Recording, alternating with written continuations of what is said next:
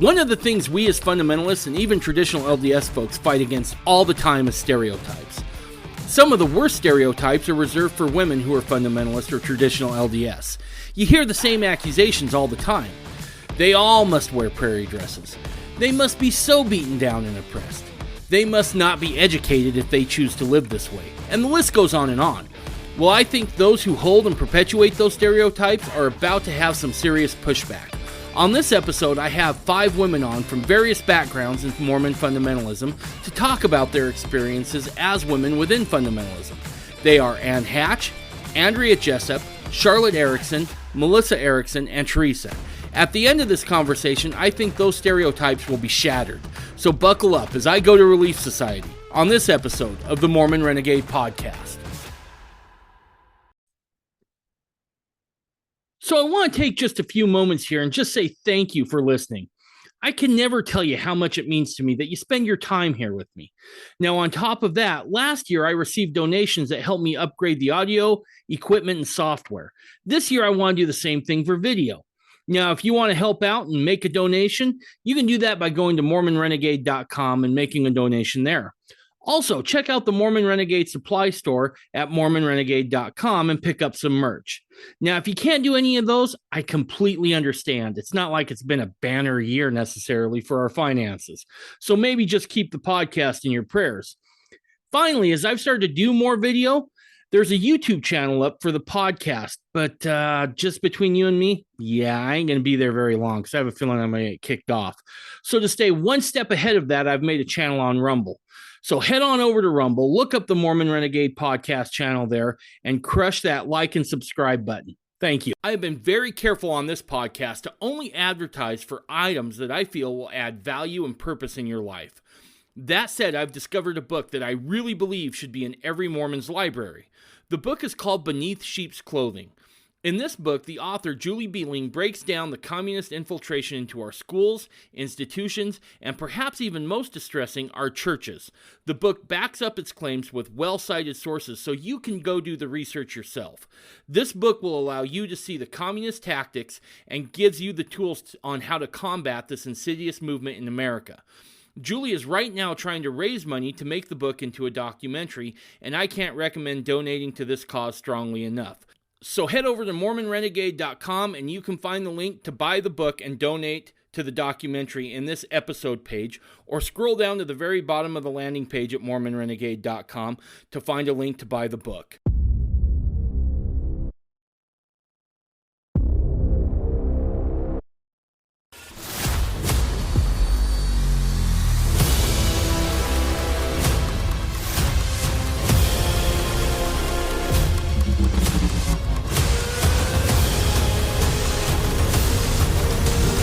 You're listening to the Mormon Renegade Podcast.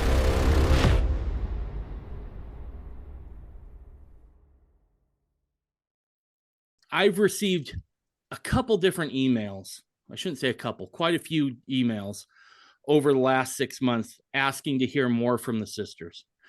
So I reached out to Ann Hatch to maybe help me put together a panel that could talk about experiences in fundamentalism from a woman's point of view. And so I have on Andrea Jessop, Ann Hatch, and Teresa. I'm sorry, I forgot your last name. I'm actually going to not use my last name. Perfect. See, I knew exactly what I was doing. And Charlotte and Melissa Erickson.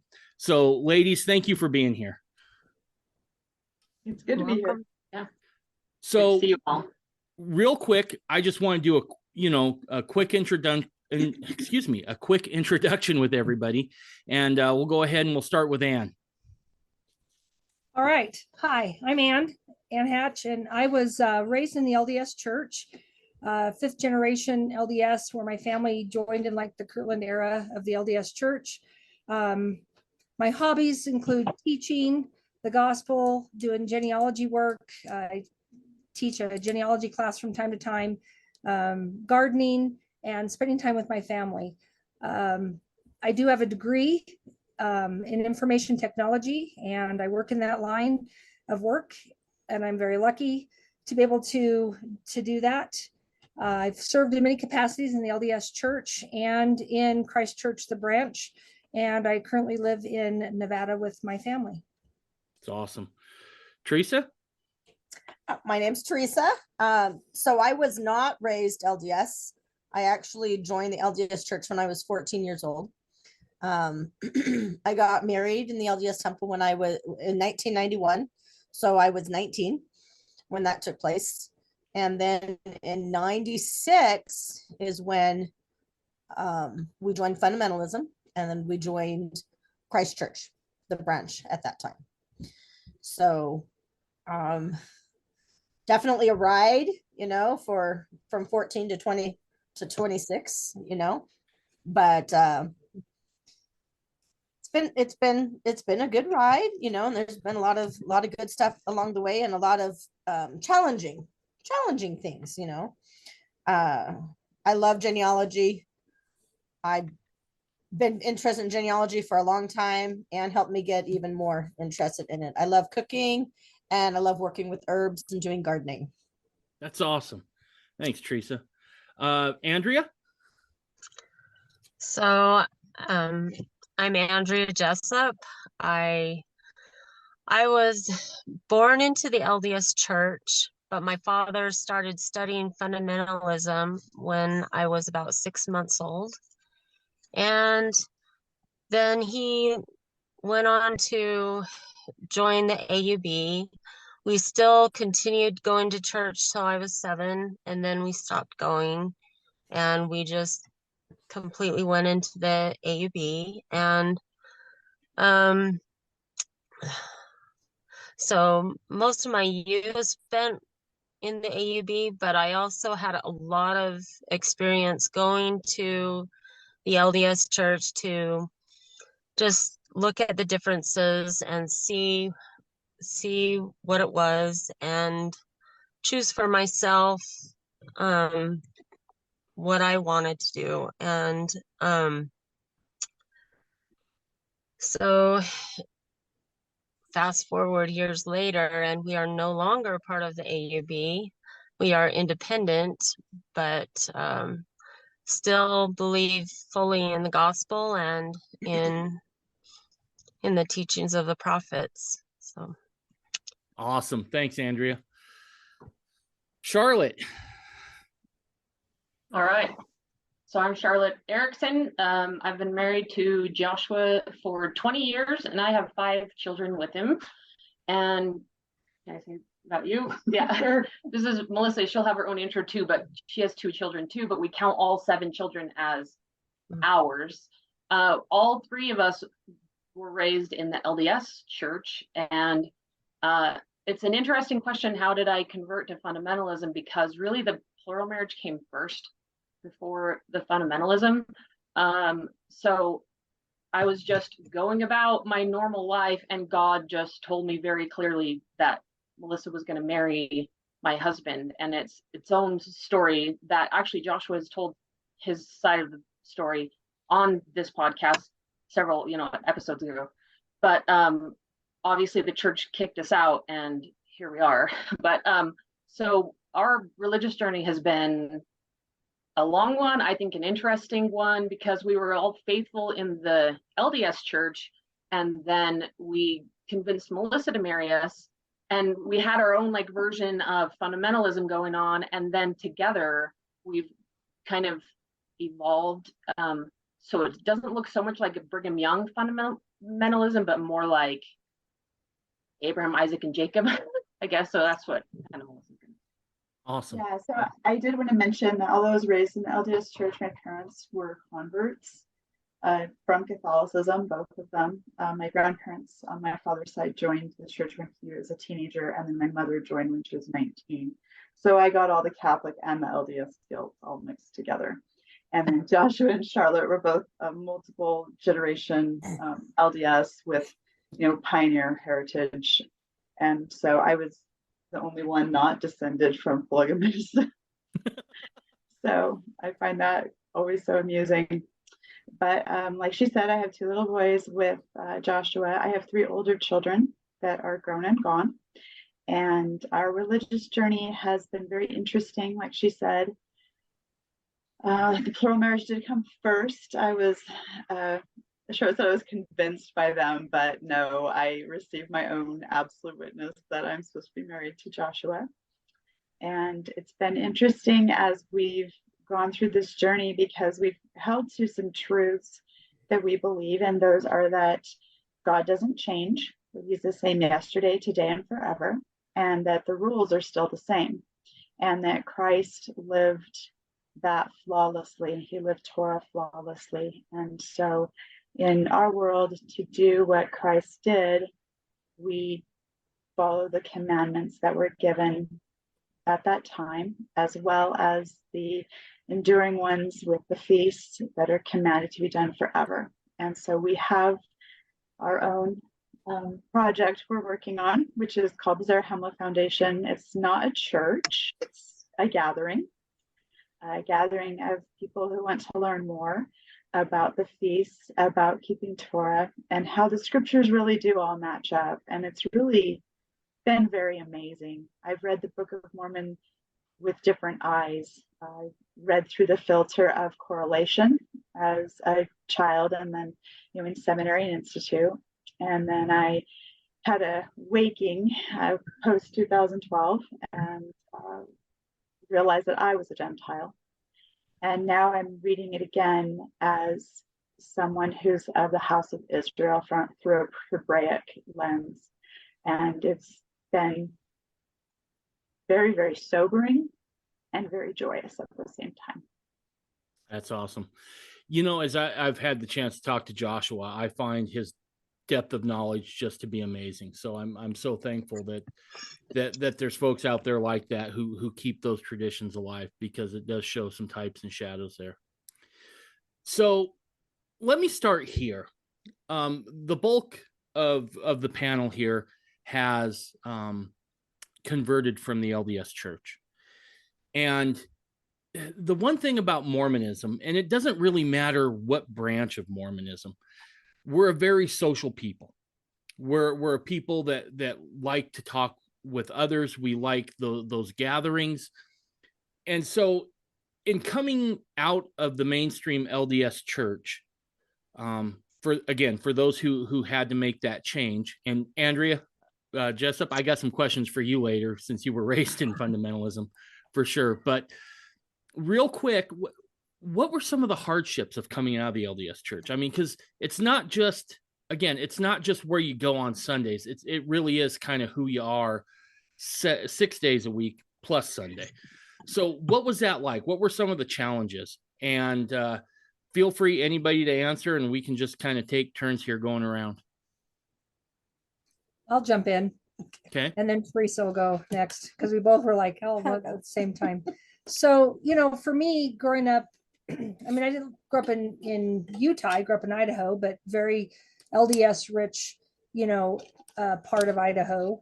And so for me, there was the judgments, it was, people didn't understand how I could do this. They didn't understand why I would do this, and their big concern was, well, you're going to share your husband. And that wasn't like my biggest concern at all with any of it. I mean, it's not easy from time to time, but that wasn't my biggest concern as a sister. But it was more of the judgment from my family and close friends that killed me. And that was really hard. Growing up in the LDS Church, I mean, I'm an only child, but I have a bazillion cousins, and we all grew up around each other. And to be disowned by the majority of them, like 4 out of 50 some first cousins will talk to me. And that was really hard, because, we did a lot of things. We had a lot of family activities and stuff. And I helped with all of those things with organizing, and to have them say, well, they wouldn't come if I'd be there, or just all kinds of stuff. That was the hardest. But I think for me, the most interesting part of why I did this was the doctrine. and also because of genealogy. So growing up, my aunt, I had a couple aunts that did genealogy work professionally, and my mom was into it, my grandmother. And growing up, we used to go to the family history libraries, right, that they have.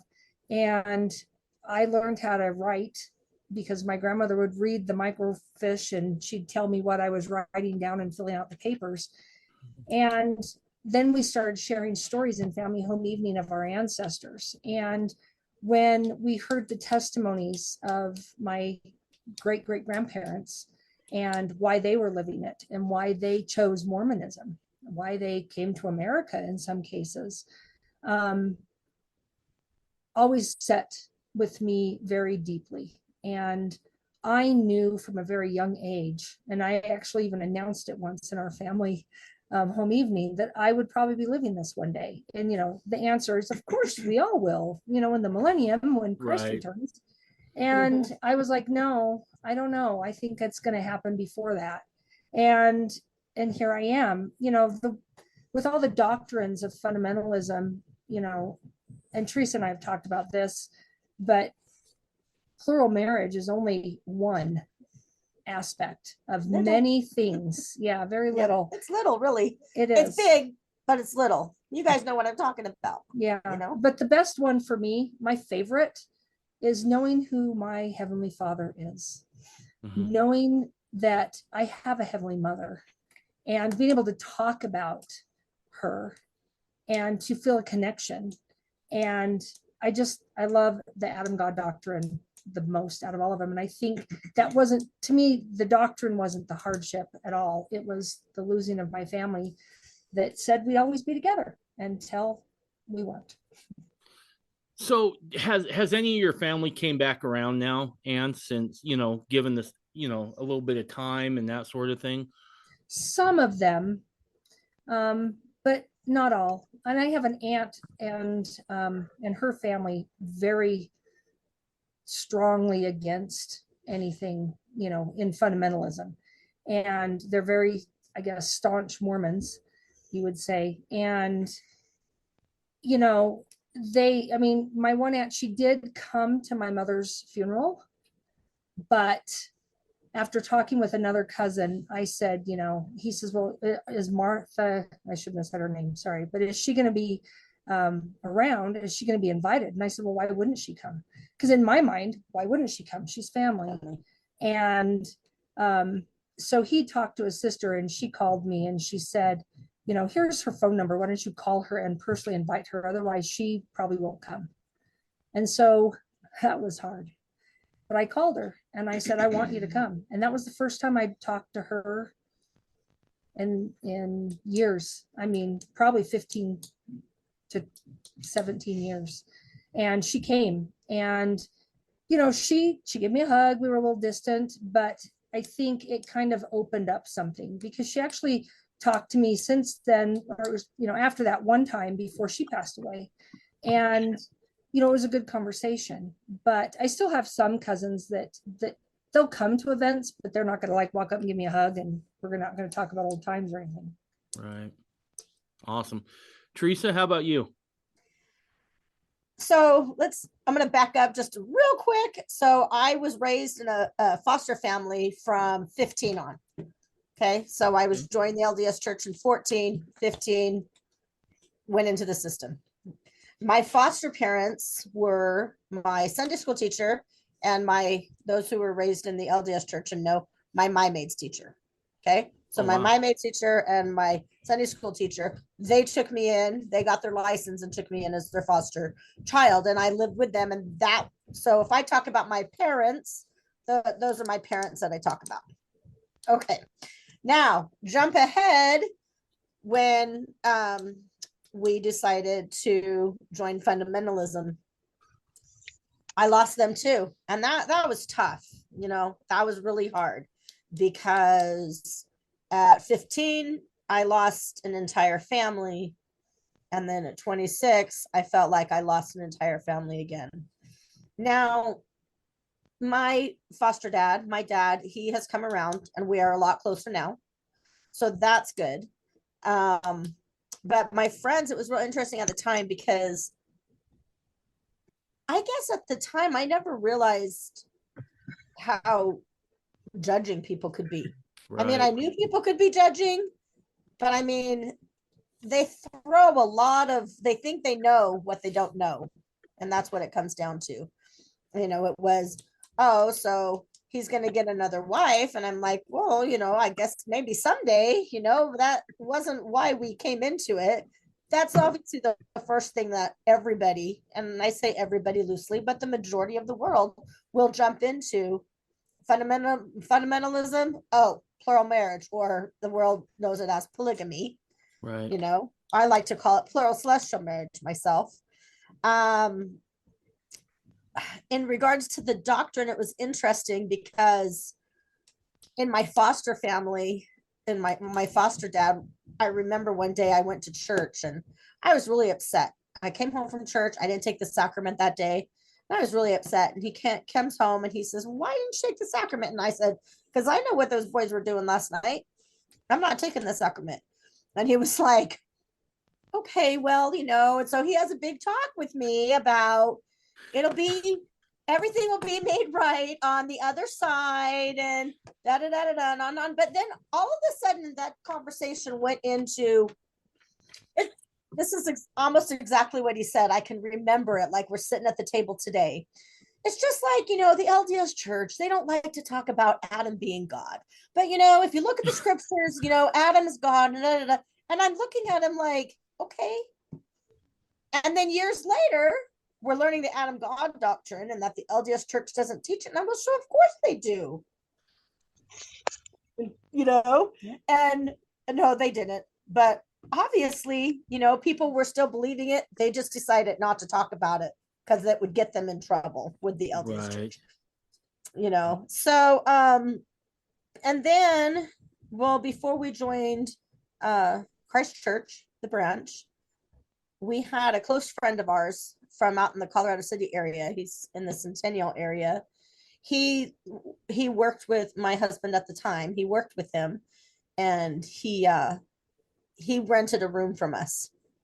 And he just happened to leave a lot of doctrinal books laying around. And he just happened to talk a lot about the principles, you know, of the gospel. And, you know, I actually learned a lot from him, you know. So I don't know, for me, accepting the doctrine, it really wasn't hard for me. Okay. You know? All right. Yeah. And you said your dad has kind of come around a little bit, right? Yeah, actually he's come around, I would say, a lot of it. He says I'm his plural wife. Wow. That's wow. He likes to joke beg around. funny. Right, He's yeah. a joker. But, you know, I think in my honest opinion, you know, sometimes people have things that knock them down in life, and it kind of makes you come around to other things in your life. Sure. And it's sad that things like that happen, but sometimes that happens. Absolutely. So awesome. Well, thanks, Teresa. Mhm. Charlotte? Thank you. Yeah, that was actually a really rough transition. I'm not gonna lie. So I was just happily going along in my LDS paradigm, and Joshua was not as in the box as I was, and he tried for 8 years of marriage to show me like more interesting doctrine in the scriptures and stuff, and I was just so like blind to what he was trying to do. And then for some reason, I don't know why the timing was just right, I happened upon the idea of blood atonement, and I was like, what the heck is that? And I searched blood atonement on LDS.org, and you want to know how many search results I got? 0, none. There's nothing. And I was like, well, it really bothered me, because I thought, here's this supposedly Mormon doctrine, and on the other hand, I've been taught that you're not supposed to learn about Mormonism anywhere but LDS.org. Right. So what's a girl supposed to do? So I started reading about blood atonement on dangerous websites, you know, and I guess that was sort of the beginning of the end for me. But it was like, how do I reconcile like Brigham Young in General Conference saying that if you don't believe in blood atonement, you don't believe in Jesus, to nowadays the church issuing statements saying it was a false doctrine. Wow. So I guess that was sort of I don't know why, because to me that's not that important of a doctrine. It's not even something we can enforce in our current state of affairs. And so the timing was just right for me. But there was a while there that I almost just couldn't navigate the minefield and just wanted to leave the church and stop believing in God. And because I just felt lied to, and it was really challenging. So eventually I came to the point where I thought, well, the church is still the best place for me to hang out. And so I was in the church for a while thinking, this isn't all I was taught it was, and yet it's still a great place to raise my family, and it's still the best I have, and so I'm just going to stay here. But like in my heart, I wasn't so attached anymore to the church. And it was also in the next couple of years that I started to realize that God actually didn't just want to teach me through prophets and General Conference and the good books. He wanted to talk to me directly, and that kind of was news to me. Like I knew I could pray to get answers like, should you marry this person? Should you take this job? But I never considered that God wanted to like direct my day-to-day actions and like move me to do good things. And so when I learned that, that was probably the biggest change in the way of looking at the world, because now I started thinking, okay, I can keep all the commandments the church is teaching, and I can also start receiving personal revelation at the same time. So the very first personal revelation I got that was like not something that people around me were doing was I had the feeling that I should start wearing skirts and dresses all the time and stop wearing pants. And I thought, well, if I heard that in General Conference, I would, but then I realized this was God talking to me. So I started wearing skirts and dresses all the time, and it really bothered my dad.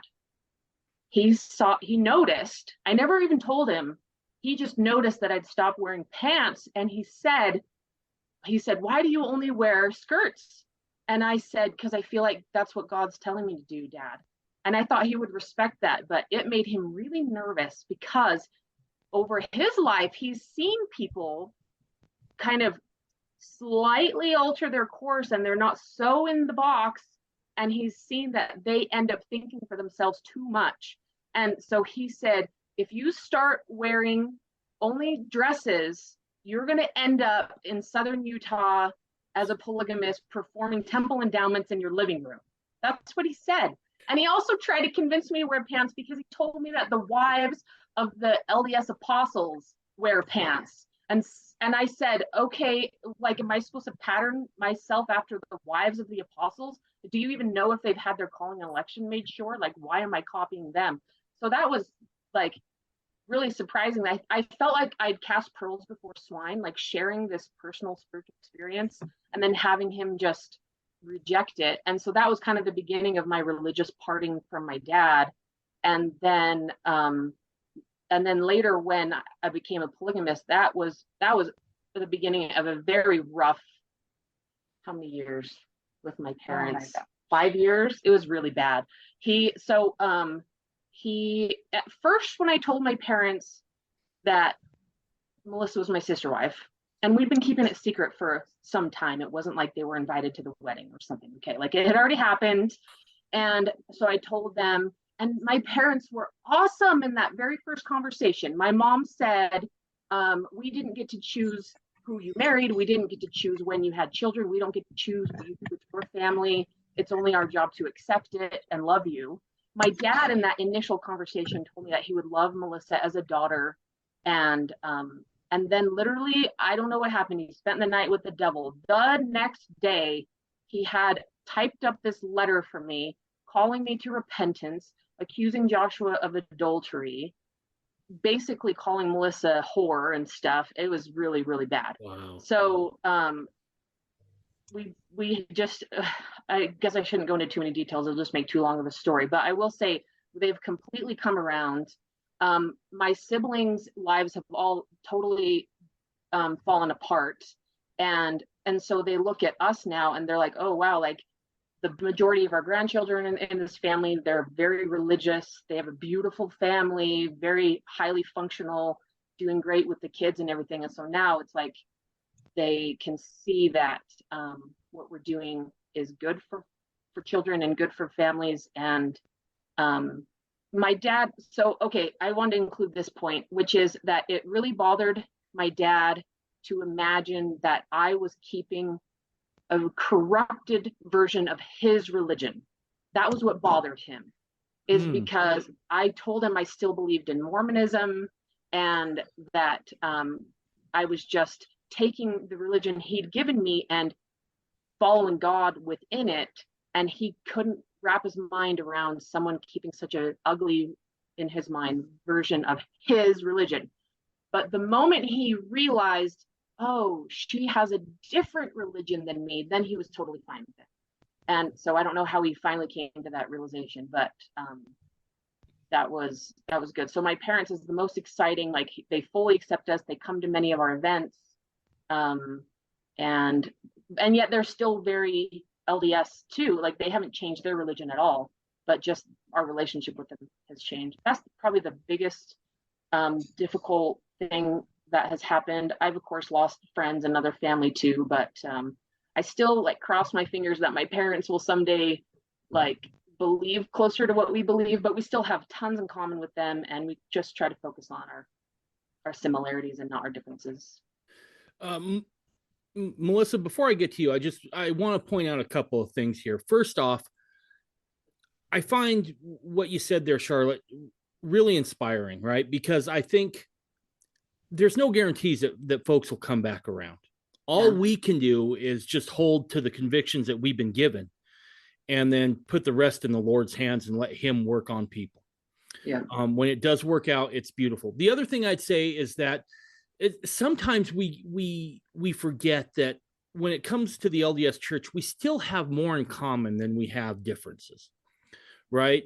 And I think sometimes if we can position things to show what we're for and not necessarily what we're against, that can help smooth that over.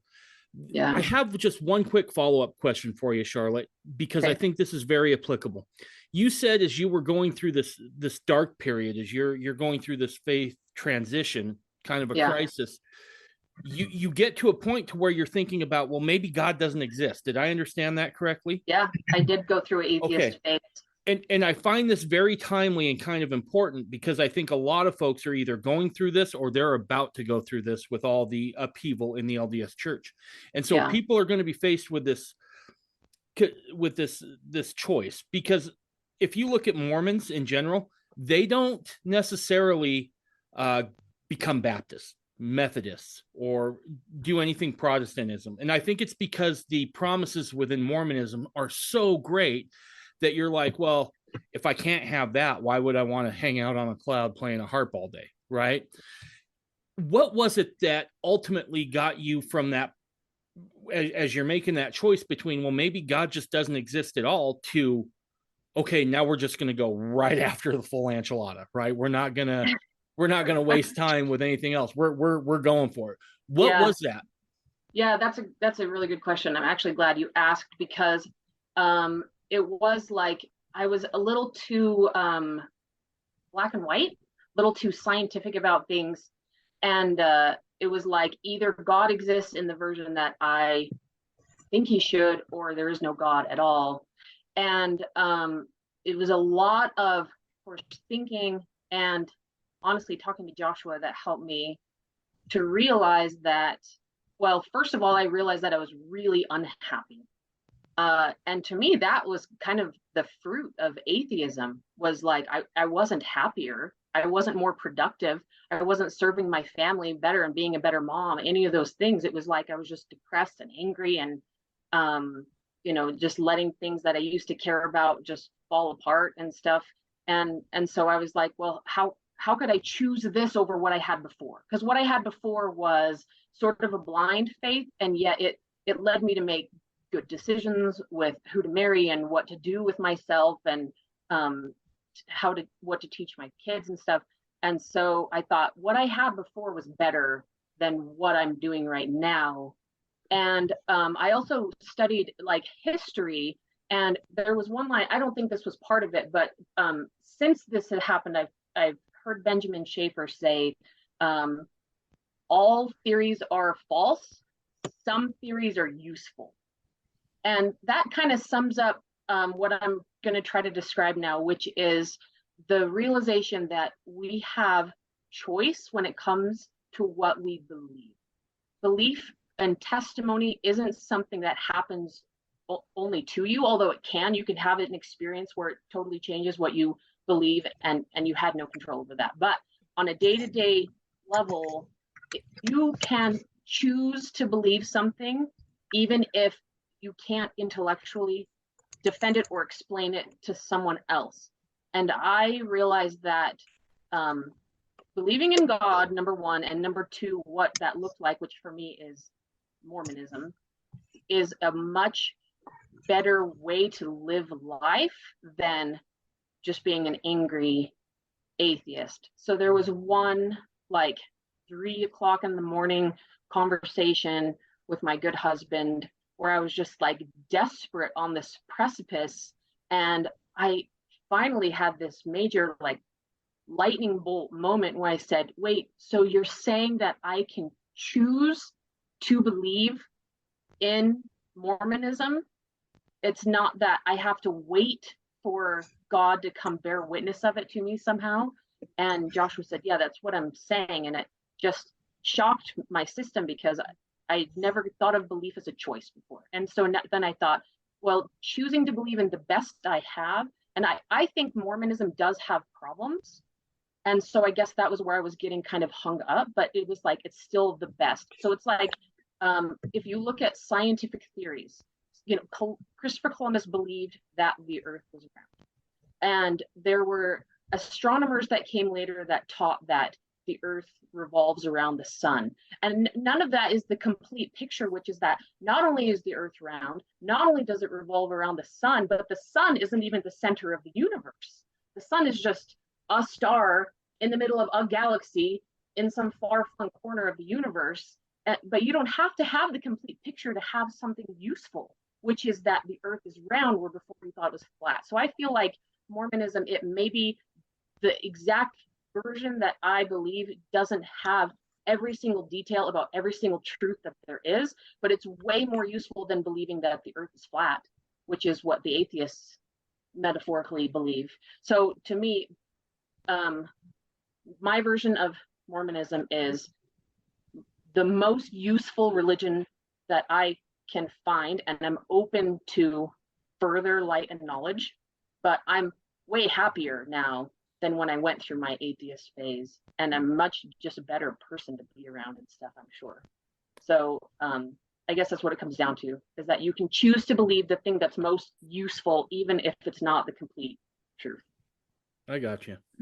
No, I think that's absolutely awesome. And I'm about to reveal just how flawed I am, because I think I want to actually put that on a t-shirt, that atheists are flat earthers. I think that's fantastic. So that would be a special melding. What's that? It'd be an interesting melding of Genesis and atheism. That's right.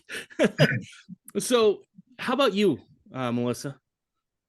Oh boy. So I wasn't raised in Utah. I was raised in Colorado mostly, and some in New Mexico. So I didn't have a large community of LDS to draw from. In one area that we lived in, we had to drive 40 miles to go to church. And so we'd make a day of it. We'd drive our 40 miles with potluck casserole, and we'd spend the rest of the day with the members from our branch. Good people, really good people. So that's what I grew up in. And then I went to BYU, graduated from BYU unmarried, which apparently is some cardinal sin. And then and I'm going to give you the long story short, but I had 2 failed marriages. And in 2011, my Relief Society president, she and her counselors decided that the goal for the Relief Society sisters was going to be to pick scriptures and just read whatever you decided to read. There were no parameters.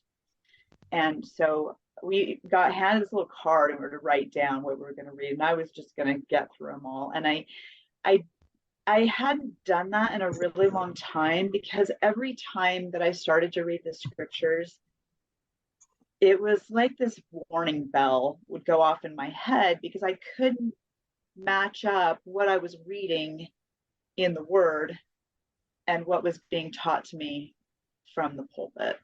And so I just decided I'm going to read the scriptures no matter what. And at the time, I was in a failing marriage. I was working full time. I had 3 kids.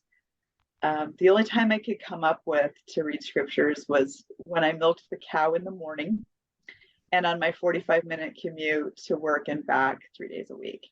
So that's what I committed to. And I started the New Testament, and I just, over the course of the next about 10 months or a year, just buried myself in the scriptures. Every opportunity I had, which wasn't much outside those 2 windows, just buried myself in what did Christ actually say, and started to unravel what I believed to be true because I'd been taught it, and what was actual truth, and just began to tease that out, and didn't even go into church history or anything like that. I didn't have some of the things that other people are stymied with.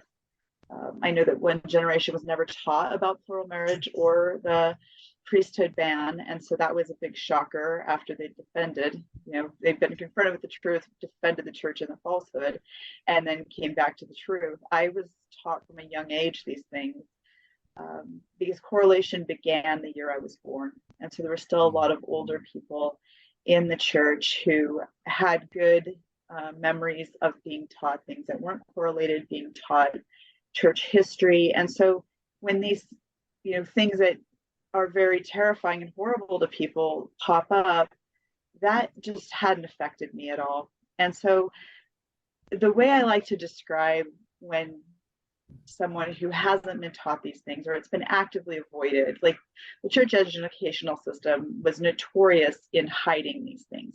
And we find in the teachings of the presidents of the church, in Brigham Young's book, it even says, like, it just puts forth this idea that he was a monogamist. And if you are able, it's online, if you want to go on the church website and pull that and go through it, never does it mention that all of the wives that he had or anything. So when people are confronted with this, I kind of equivalent it, and I've said this many times, to getting a bad haircut. So when I was in college, I got a bad haircut and I didn't know. And so I went home and I'm in the mirror and my roommate starts laughing and I'm like, what's going on? And she said, your hair, it's like 4 inches longer on one side than the other. And I'm like, what? So got another mirror. Yes, indeed. It's a total mess. And I don't have difficult to cut hair, but whatever.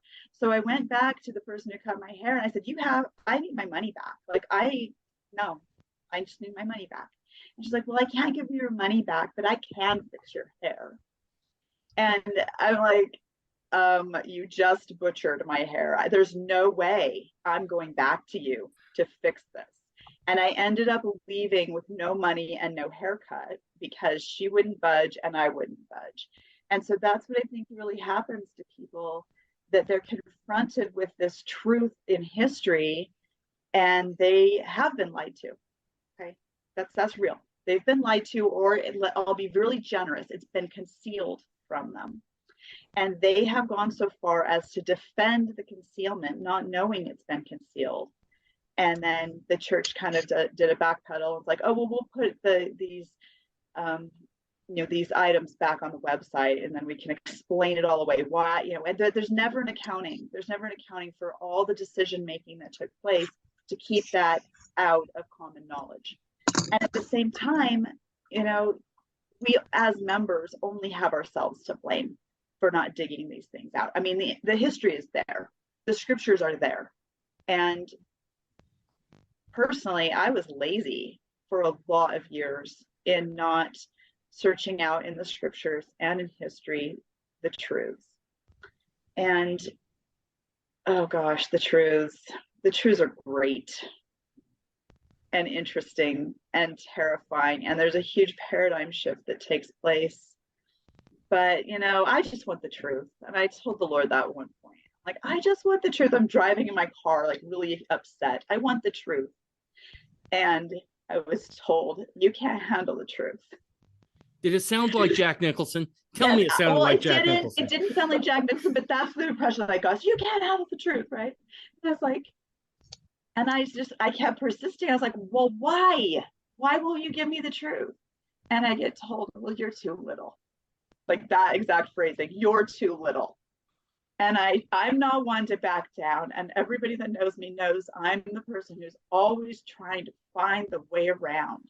And so I just said to him, well, then make me big. Like, I'm not going to take no for an answer. I want the truth. I don't care what it takes to get there. And that's kind of evolved into, I want to be one of God's favorites. And everybody can be. That's the beauty. Everybody can be God's favorite. Yeah, that's awesome. There's also prices to pay. And just to kick back around, you know, I have children that are grown that didn't speak to me for 2 years. Oh, I'm so sorry. And I bet, you know what? They're all back. I mean, they aren't fundamentalists, but we have a good relationship. We have good conversations. There are people that I've had to leave behind, and those are my parents. You know, they're not involved in my life anymore. They are not grandparents to my boys. You know, Charlotte's parents have really risen to the occasion, and they have just accepted them as their own grandchildren. And so, yeah. That's so awesome. I like what you said there about then make me big, right? And I think what that shows is that there is when you're pursuing this, there's a certain amount of tenacity that you have to have, right? Where you have to be willing to be backed up against the wall and then just keep going. Just keep going through any wall you have to get what it is. You know, it's kind of like, Dave, this is an older generation thing, but if anybody's ever seen Cool Hand Luke, there's a scene in there where he's in this fight with this very, very big man, and he is getting beaten to a pulp, and he just keeps getting up. And he stands there and he turns to this big man, he says, "You're gonna have to kill me."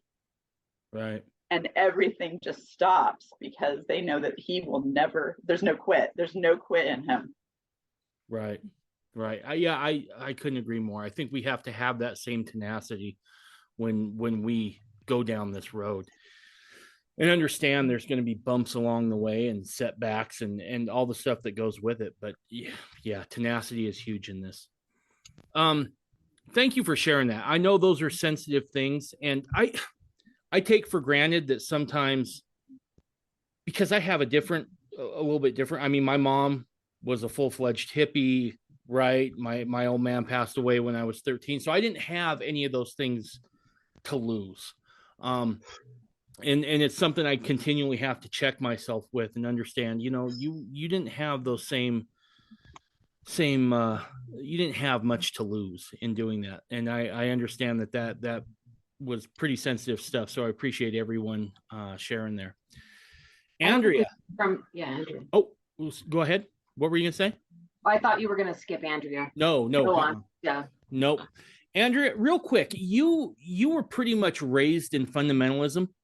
So I'd like to talk for just a second, if you don't mind, about what it was like being raised in fundamentalism, right? Do you remember a point at which you looked back and went, you know what, my family doesn't look like others' families, or these people who say they're Mormons, they're a little bit different than me. What are some of the unique things you can look back on now and go, yeah, that was unique as compared to most other folks?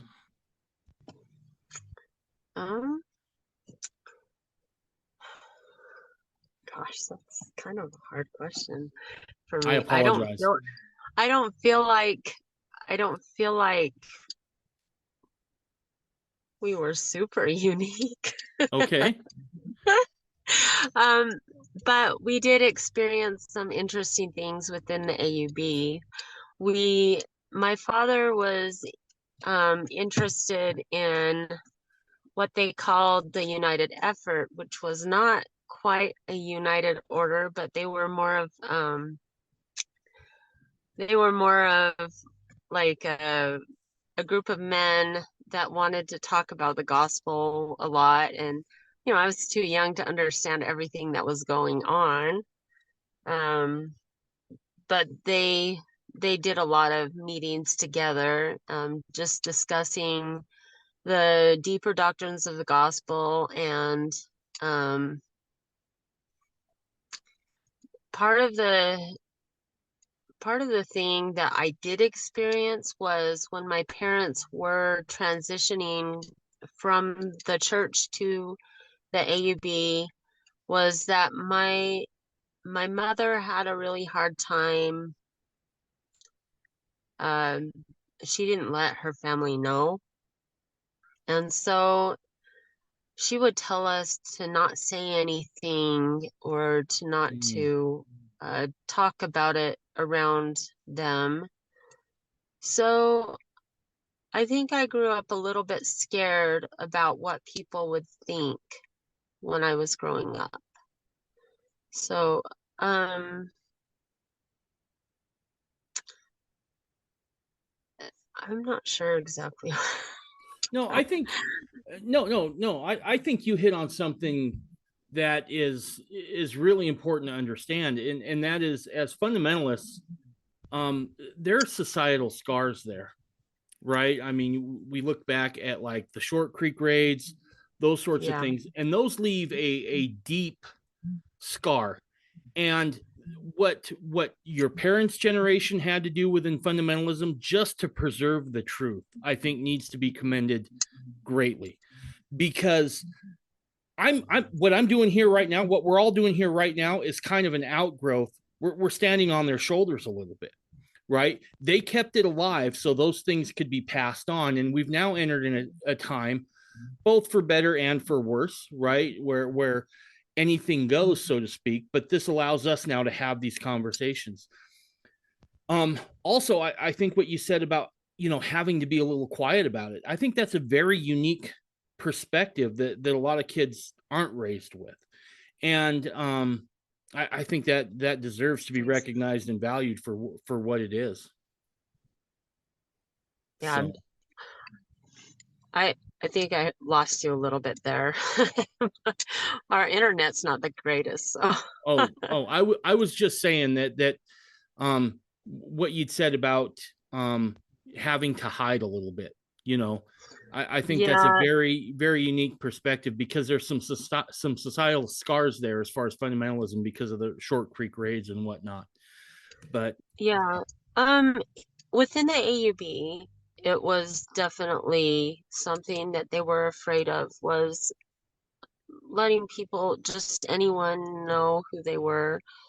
If people had questions, it was highly screened, I think, because they were afraid and paranoid of something happening again that happened before, which was the many of the men, even within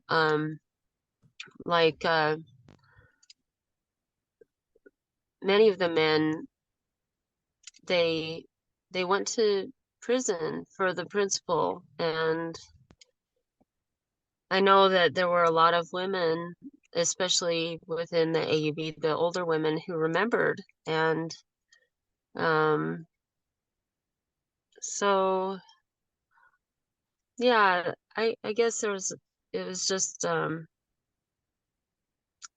we were brought up having to be kind of quiet, because, and also, like, I had friends that were polygamous children, because I wasn't raised polygamous, but I had friends that were polygamous children that people looked down on them, and they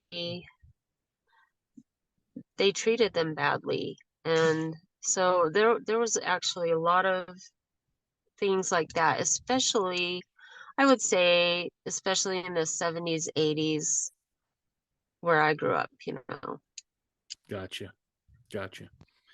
Well, that's awesome. I appreciate everybody sharing here.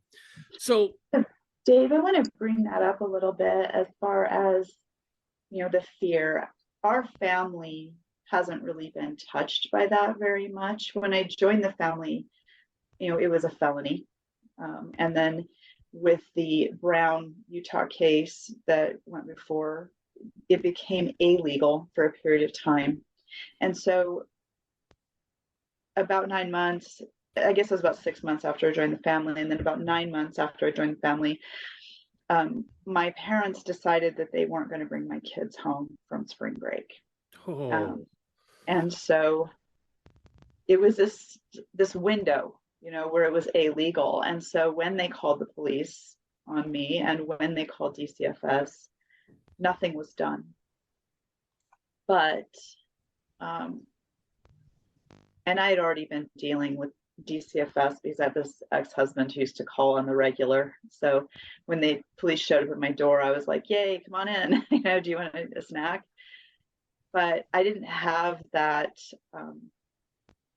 very real, very based fear of the authorities coming into my home. And part of that was because, again, I'd already been dealing with some of that with a prior husband, but also because I had no reference point for that with family and children being taken from their mothers, and also because it was illegal. And I think that would have been handled very, very differently if I'd had that familial scarring and that generational scarring. And I think a lot of grace has to be given to people who are leaving sex and they are, realizing that they're going to be okay. Yeah. And they don't have to hide, and they don't have to conceal their background, and they don't have to conceal the parentage of their children and all of these things. Yeah. Yeah. No, I agree with you. And that's something that took me, once I really dove into fundamentalism and started talking to people, that's something I realized in pretty short order is that those societal scars are still there, right? Especially for those spiritual giants whose shoulders we stand on today. They paid the price in a way that I'm so glad I haven't. Also, I'm glad I was born in this day and age because I'm way too blunt to not keep something quiet. Like when Tanya came into the family, the ward I used to attend, the bishop lives across the street, and he came over. He's like, "So how you been doing?" I'm like, "I'm good." And he's like, "What's going on over there?" And I just went, "Nothing your ancestors wouldn't have been proud of," and then just kind of walked away. But so my point is we don't have to deal with that, right? And so I think we kind of owe it to those folks in a little bit to be out there a little more, right? And I think that speaks volumes that you guys have agreed to come on. So, all right. So for those who don't belong to a group, and I actually do want to hear from Anne and Teresa on this as well. But for independents, so Melissa and Andrea and Charlotte, how do you guys manage to like foster sisterhood outside the family, right? Because within the LDS church, you have Relief Society, and realistically, that's where 90% of the work gets done in the LDS church. And I only say 90 and not 99 because I'm trying to be nice to the guys, but that's really the truth, right? How do you guys foster that kind of sisterhood outside of a group?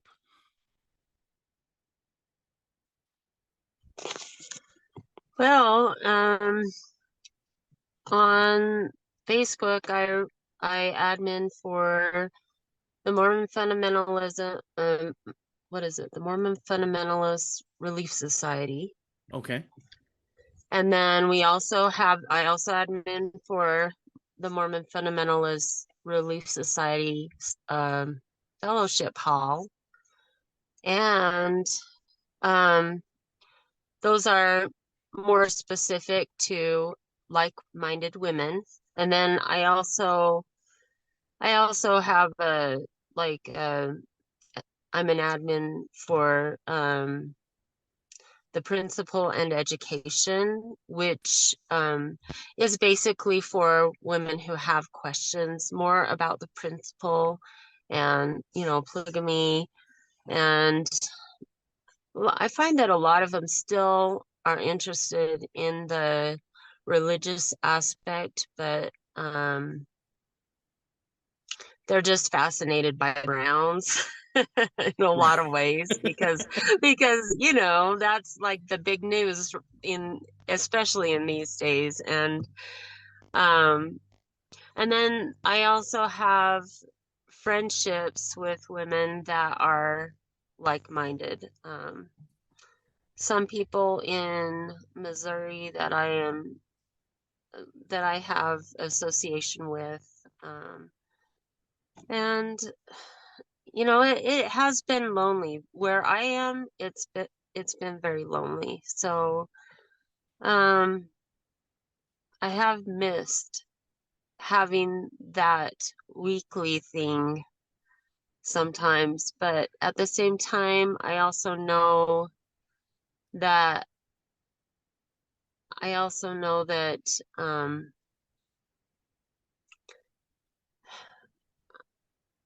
think I have maybe a different I'm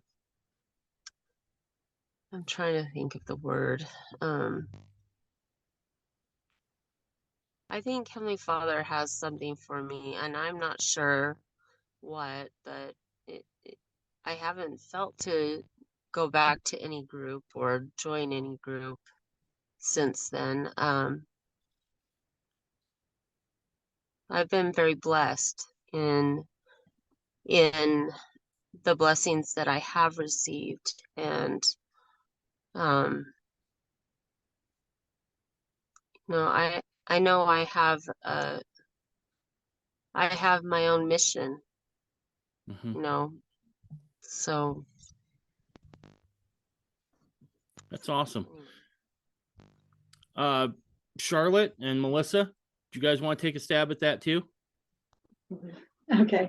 Oh gosh, this is where I like show myself. So when I became a single mom, I no longer met criteria to be a good member of the church, essentially, and was treated as such, which, I was pretty bad to women who were divorced in the church. There is a stigma, maybe less so, but at the time, I just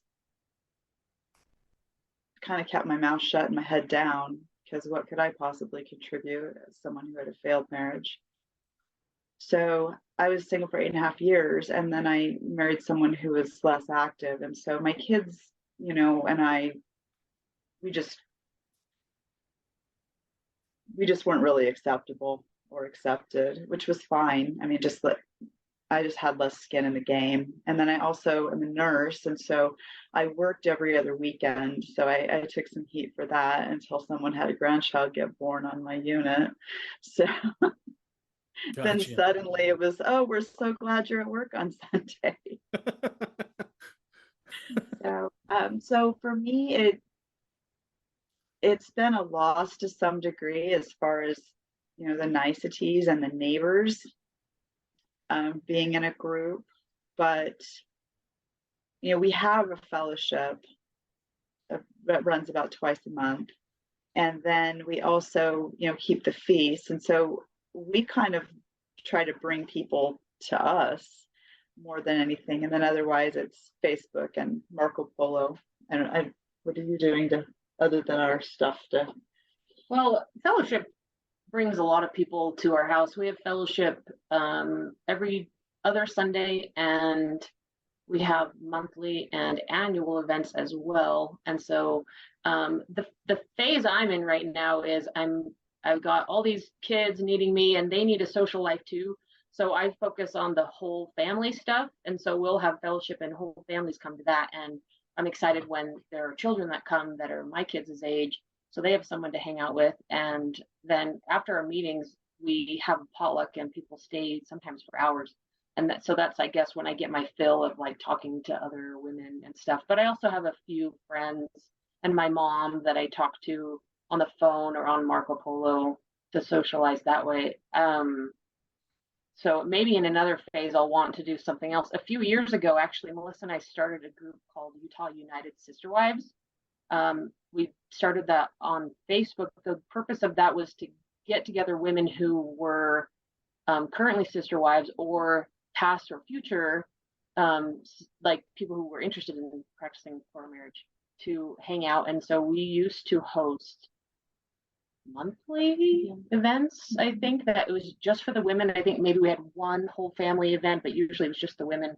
And maybe we'll do that again sometime. Right now we're kind of busy with our tiny kids, and so we haven't done that for a while, but sometimes someone from that group will reach out and say, hey, you guys should plan something again.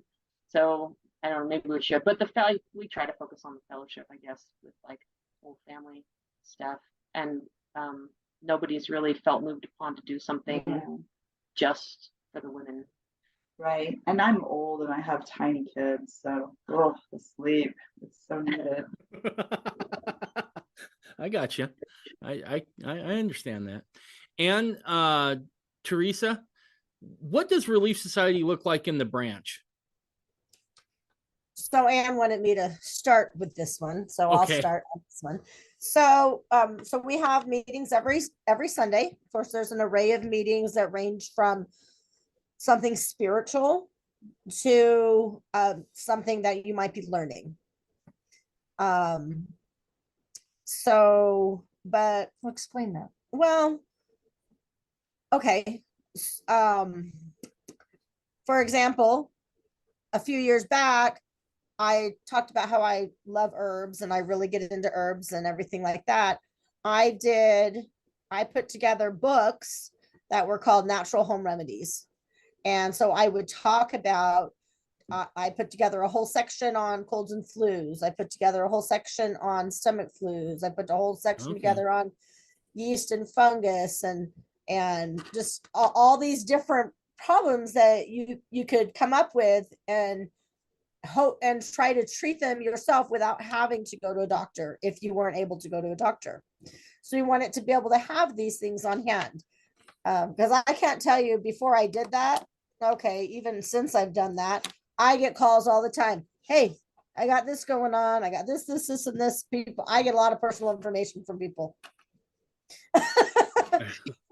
Okay, I got it. So we did that. That was one of the classes. I did that every month, and we're talking about fairly large volumes of books that I put together for that class.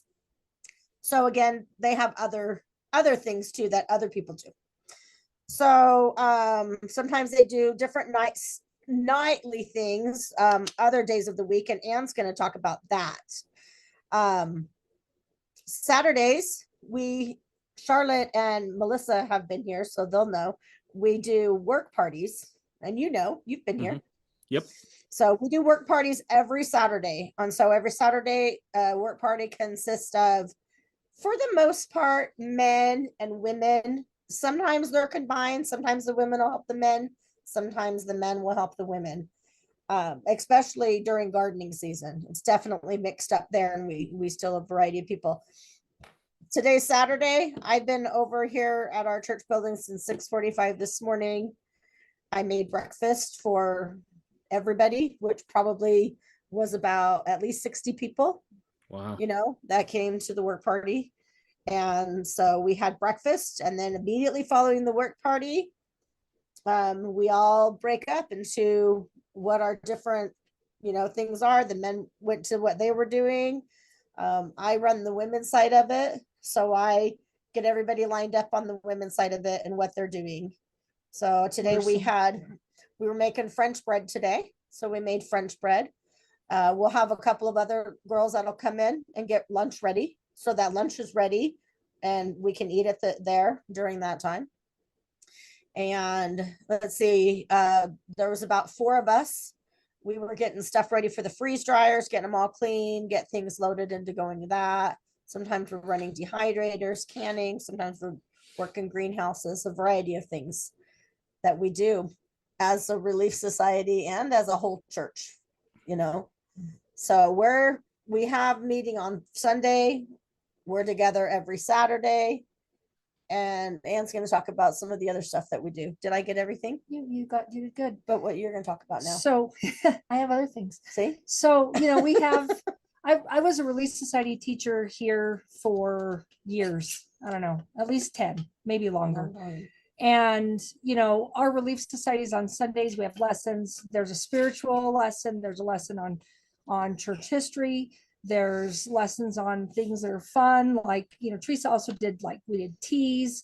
We've made easy, pour soap for Relief Society. We've also made some candies around the holidays to teach kids, young women and us older women how to have fun making candies for the holidays as a Relief Society thing. So that was a lot of fun. But we also do enrichments, like she said, homemaking, depending on where you are in life, how you might know that phrase. But we do things like a couple weeks ago, we did a Friday night where we made homemade goat soap and taught everybody how to make soap from scratch. And that was a lot of fun. We've done some other things, with quilting and stuff. And, I've had Colleen, Teresa and I were in the primary for a couple of years anyway, back when we first moved out to this area. And, we did a bunch of activities that way as well. And so for us, there's a lot of different types of ways that we can socialize here because we have a group of people that are here. I know, David, where you're going to church, you guys have some activities and stuff there that you can associate with, not just like a potluck on Sunday, but you're going to start doing some other things. And so that's another way that, people in Utah can socialize. They're members of our church as well. We have Thursday evenings, we do what we call a missionary class. And, we have young men's and young women's, and we have primary activities that happen once a week. And then we have our regular Sunday meetings, just like the LDS church does. So there's a lot of commonality there between the Salt Lake LDS church, and our own when it comes to meetings. One of the reasons why it was so easy for me to join Christ Church, the branch, was because of these common, structures that we have and our common beliefs. That's what made me go, okay, I think, this is where I need to move to and transition in my faith process and growing. And I've learned so much, but one of the things I had mentioned earlier was that, I had a hard time when my family kind of ostracized me. And the members here have really become my family. That's awesome. I mean, we socialize and do a lot of fun activities together, and we have a really good time. And I know that being gathered here, we have somebody that we can count on, that we can lean on, we can get some help. I can call Teresa and say, hey, my grandson has this rash, and I have somebody to talk to about it. I don't have to run off somewhere. And so having just somebody to talk to, friends to hang out with, has been a lot of fun. That's awesome. Now, nobody mentioned any of the cutesy signs. I know Relief Society made a ton during the 90s. The ones that would come with the scriptures attached to them and all that. So I want one that's, take that for granted. That's just an automatic. That's just an automatic. Right. I was teasing Amber and Tanya here a couple days ago. I want one that says the Sanders family, we put the fun in fundamentalism, but they haven't quite got to that point yet. But awesome. Thanks for sharing that. So as women within fundamentalism, do you guys find yourselves having to kind of push back against stereotypes a lot? Yes. Yes. Yes. Okay. I'll continue on. There is a lot of stereotypical stuff. We're not all wearing prairie dresses. We're not all have the same hairdos. And, one of the things that one of my cousins said was that she said, I really couldn't live fundamentalism because I don't want my hair in braids all the time. And I'm like, braids aren't just for fundamentalists, And so, it's funny with some of these things, or someone had I'd met somebody online, and they had in one of Andrea's groups that she manages on Facebook, and they had sent me a message, and they said, do you have to wear a dress all the time? And I said, there are some people that want to wear dresses all the time, and then there are people like me who are more comfortable in jeans. I mean, it's your personal choice. And but there are a lot of those stereotypes where it's like they think that we're probably all following someone similar to Warren's Jeffs, and all the women are oppressed, and that none of us have opinions. And I told Craig Foster, who's an author of a book on polygamy, or a couple of them, and I told him, I said, it's interesting how there's these stereotypes about fundamentalist women, and we all are just being told what to do all the time, and our husbands are in charge of us, and we can't think for ourselves. And I said, and I honestly haven't met a fundamentalist woman that fits that stereotypical mold yet. We all have our own brains, we all have our own opinions. A lot of us have very prominent careers and education, even if we decide to stay home with our families. We have interests, and a lot of times, I mean, in our family, Dan gets left at home a lot. So he does, he's home there alone now with the dogs, and everybody else is out doing something and having fun. So it's breaking down some of these when people meet us, and there's rumors out where we live, and people, it's funny, nobody wants to like totally confront you and bring it up and ask you direct questions, and probably because they don't want to hear the answer, really. But they will say things like, oh yeah, it was interesting because the FLDS actually have a couple companies, and they got a contract in our town, and they were redoing some water pipes. And so, there were some women here that dressed like them and stuff. And, we were always really nice to them and helped them out or talked to them and tried to say hi when they were around. But then after they all left, after that 3 months when they were fixing the water supplies, rumors are going around, and they'd come up to me at work and they'd be like, Ann, have you seen any of those prairie dress women that walk around at night? You could only see them at night out in your neighborhood. I'm pretty sure that that's where they were from. And it's like, we need to talk about some of these things, because all of these fun rumors and these stereotypes aren't necessarily true. And you can't pick me out of a crowd, on a regular day in Vegas or Reno or anywhere else that I might show up and tell me that I'm a fundamentalist because of the way my hair is done, or the clothes that I wear, or the speech that I use. You can't tell me any different from whether you're a Mormon in the LDS Church from Salt Lake, or if you're just a Christian. And it's all about how we treat people. I think that's the best thing that's going to help people not be afraid to talk to us about the decisions that we made, about the religion that we live. It's in being kind and respectful, and honoring that people have choices that they want to make in their life. And I'm really grateful that I have this opportunity to share some of that here, and to go online and talk to people and to bust some of these down, because we're not who everybody thinks we are. Right. Absolutely. Teresa, Teresa, do you have anything you want to Yeah, actually. So actually, when I joined Christ Church,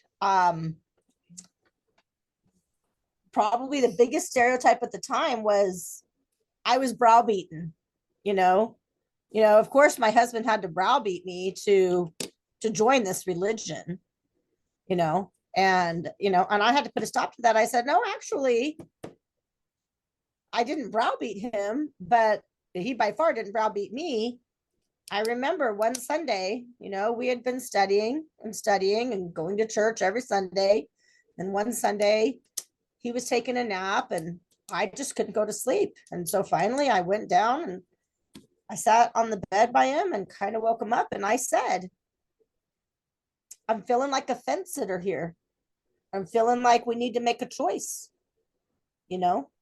and I'm the one who pushed that choice, not him by any stretch of the imagination.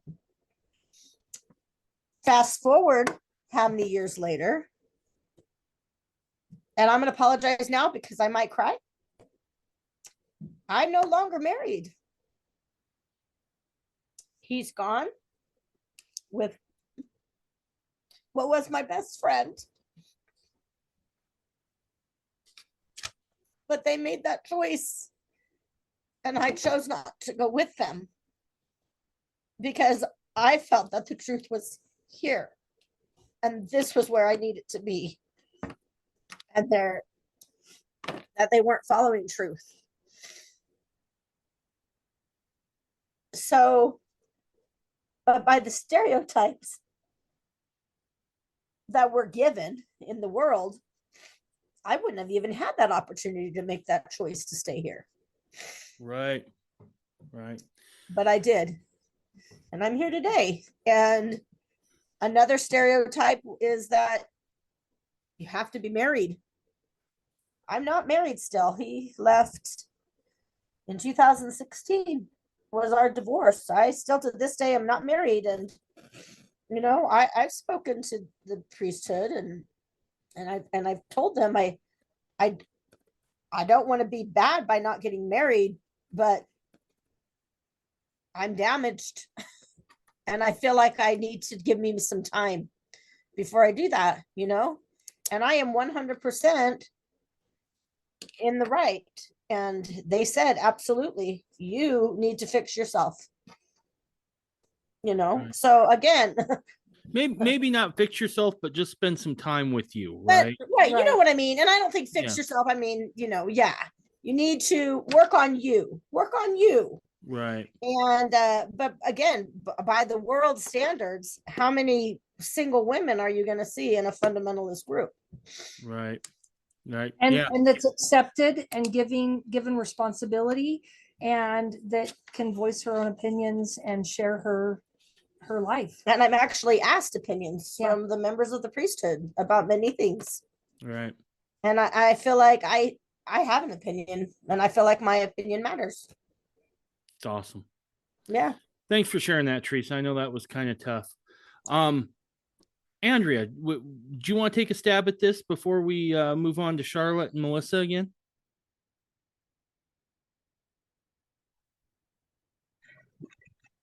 Sorry, I had to unmute.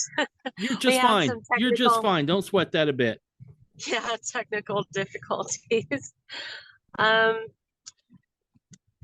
So I definitely agree with Anne. I think that fundamentalist women are some of the most outspoken women that you can ever meet.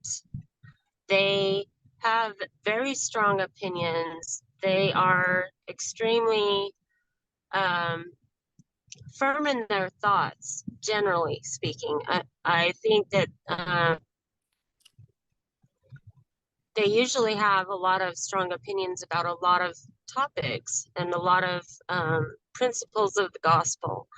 And I think that people really do not understand. I think they don't understand how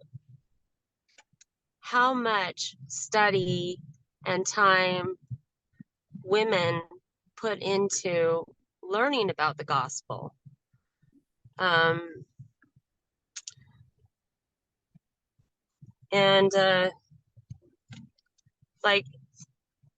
mean, even before I was married, I was opinionated. And I told my husband I wouldn't marry him if he did not live plural marriage. And it wasn't because of my parents that I had that opinion. It was because I knew that was what I wanted, and that was what God wanted for me. And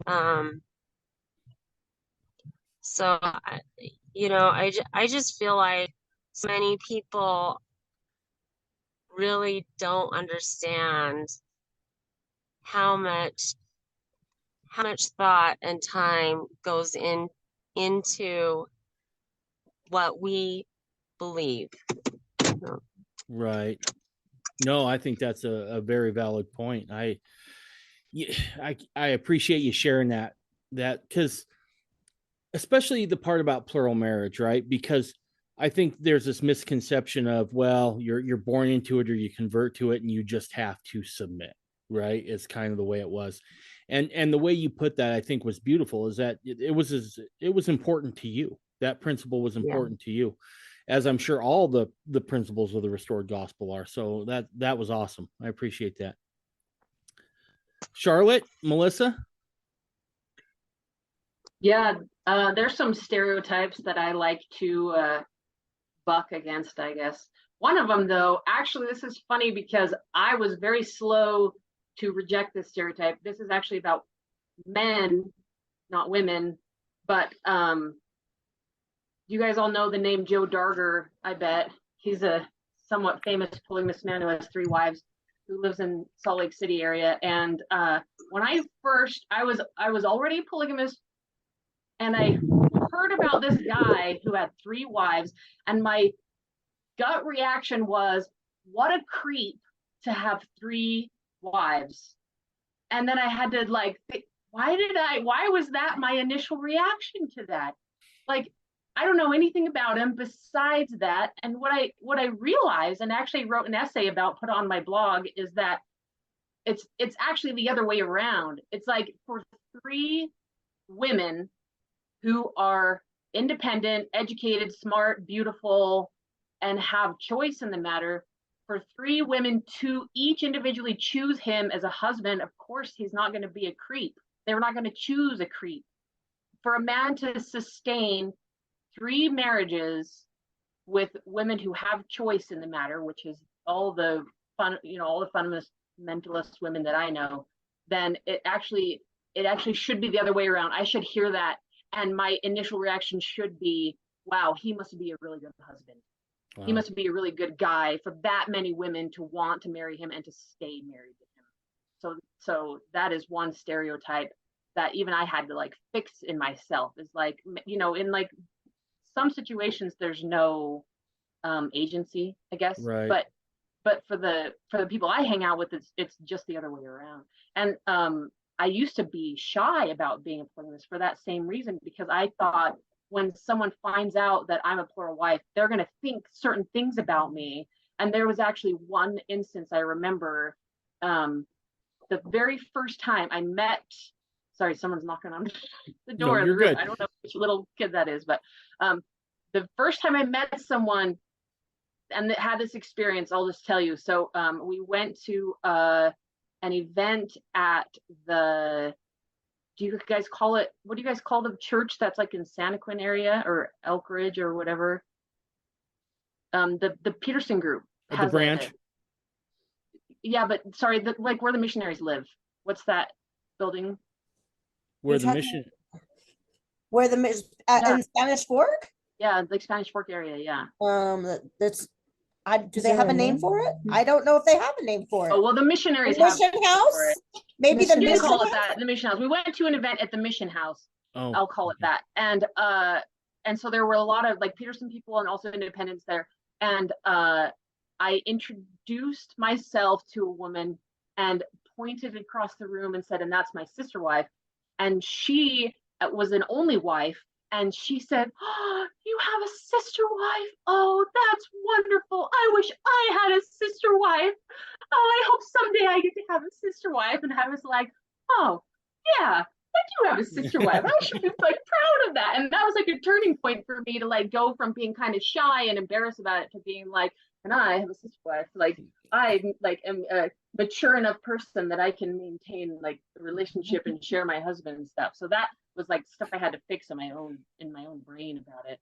But one of them is just that women, like, oh no, they definitely have choice for the most part. And even in like the Warren Jeff situations, that's like parents imposing things on their 12-year-old girls. Like the priesthood probably doesn't have as much power as the parents do, but I'm not going to really speak to that. I'm not an authority on that. But like Melissa and I definitely have choice in who we're married to and whether we stick around and stuff. And like even Brigham Young would teach that like women, they can leave their marriages anytime they want to. And that like puts a ton of pressure on the husband to give the women reasons to stay with them. there's no compulsion in it. And in some cases, it's even like there's no guilt about it, because it's like, I could leave Joshua and I wouldn't even leave him alone. He could just go right on with the wife that he would keep if I were to leave him. And so I don't know, I feel like I used to think there was no choice in it, and now I realize it's quite the other way around. There's like lots of choices in it for women. And the other one that I wanted to speak to is the stereotype that we're uneducated. I love keeping my cards close to my chest, and then like revealing at some point the fact that Joshua and Melissa and I are all college educated. Between the three of us, I think we have 6 degrees, including 2 graduate degrees. So that's always fun, because we surprise people. That's like not what they're expecting, so we break the mold that way, I guess, although we weren't raised fundamentalists, so maybe that's part of it. But yeah, I guess I hope I answered the question about You did. stereotypes. You did. Yep. Melissa, how about you? Oh yeah, so gosh, it's easy to fly under the radar, but I had a tipping point with that, and that's when I had a child, and then Charlotte had a child, and then I had another child. And so it used to be that I could like at work say, oh, these are my bonus kids, and nobody ever had any questions, except unless I wanted to reveal, that we were Like a they plural just assumed family. they were They step just assume kids. they're step, because a lot of step families refer to the children of the former wife as bonus kids. And so, but that kind of got fouled up, right? So then I was like, oh crud, what do I say? And I've really come to this place of just like, and I think it's because we've lost so many friends and so much family that I really need to know right away, hey, are you a keeper or not? And so I often will lead with, we're a multiple wife family. And there's that moment, like they've got to grind some gears with that, because it's not, I haven't said we're polygamous, et cetera, but they kind of got to go a long way around the world with that. And I know very quickly, are they going to be somebody that's, supportive or not? And they don't need to be supportive or not. I just need to know if I want to keep them around or not. And so I think that's part of it. I do find, having been married before, that in monogamy, especially within the church, it's like you stick with that marriage no matter what. You're gonna, you made these covenants, you're gonna stay no matter what. And then at the same time, with plural families, it seems like when I come to, things in society, they're very, very eager to like kind of pick at things and be like, hey, looking for reasons why I should leave, or why, this family should be divided up. And that's very strange to me. Especially since like I stayed in a first monogamous marriage far longer than I would counsel myself to stay, looking back, gosh, it's been what, 23 years ago. And so that's been very interesting. The stereotype that I need to be rescued, that I'm brainwashed, that I'm not very smart, and that I'm weak-willed. I like that one a lot. Yeah, the weak-willed part. I don't think people realize the burdens that plural husbands are under. I mean, my poor husband, I have this pending blog post I haven't published yet, but there was one weekend when I was due shortly after with my 3-year-old, and the poor man was replacing 2 dishwashers and 2 microwaves that weekend. And it became quite the project, because so whoever had done the microwaves before, they'd done wiring weird and the whole 9 yards. And I just remember feeling this immense amount of pity for this man as he was struggling to install these appliances. And I don't think people realize, like, they want to cast plural husbands as those creepy guys, and they don't realize that it is an immense amount of work and care to take care of strong-willed, independent women who at any point in time can get together and say, we've decided, against them. And so Yeah, I think that there's not enough really respect given to those men. They're just treated as overlords and men who, want to own women essentially.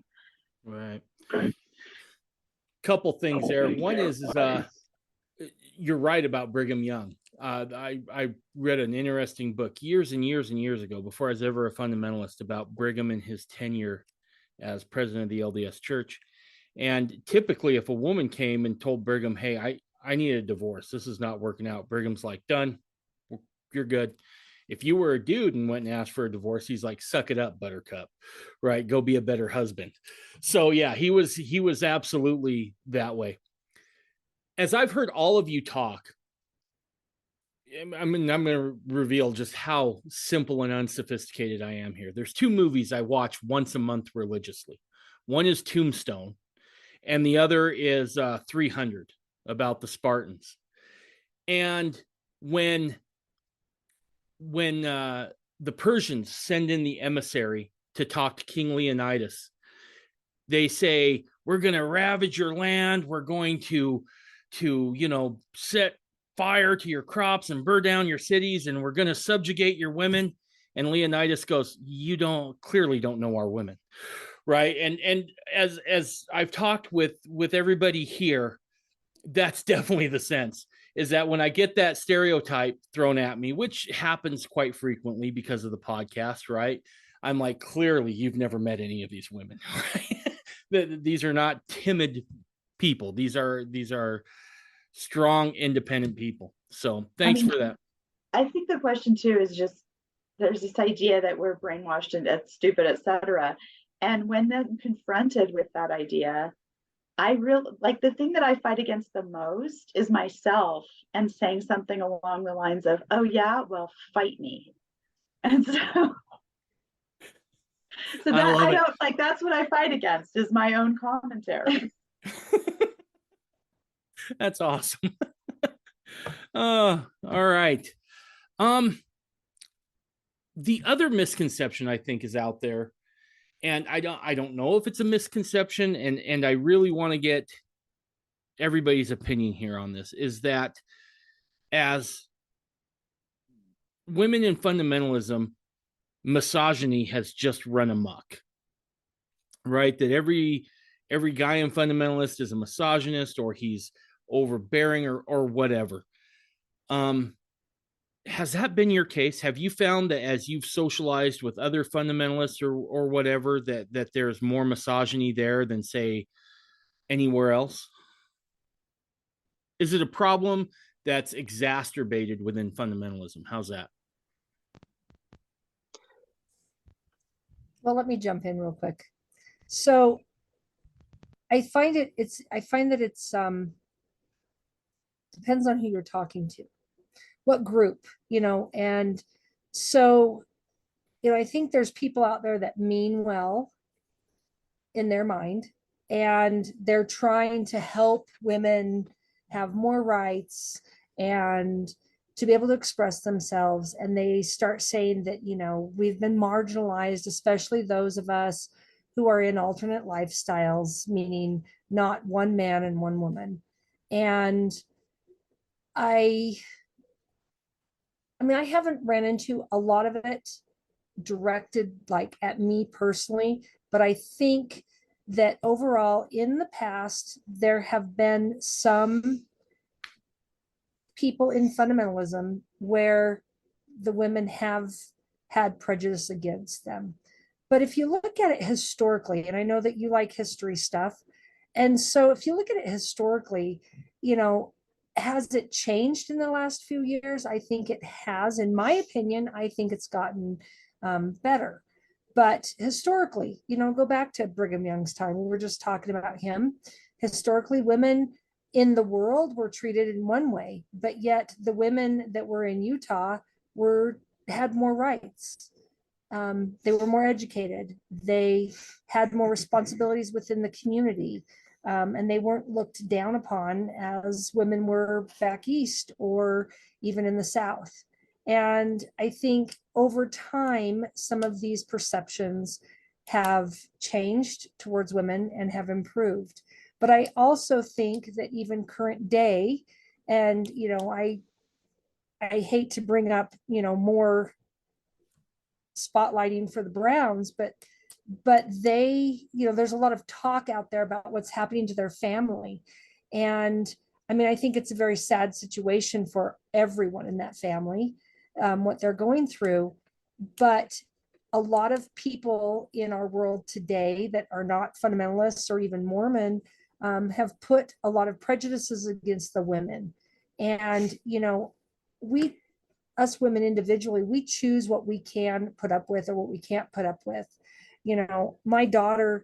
My own daughter, I've raised several children, but I only was able to birth one.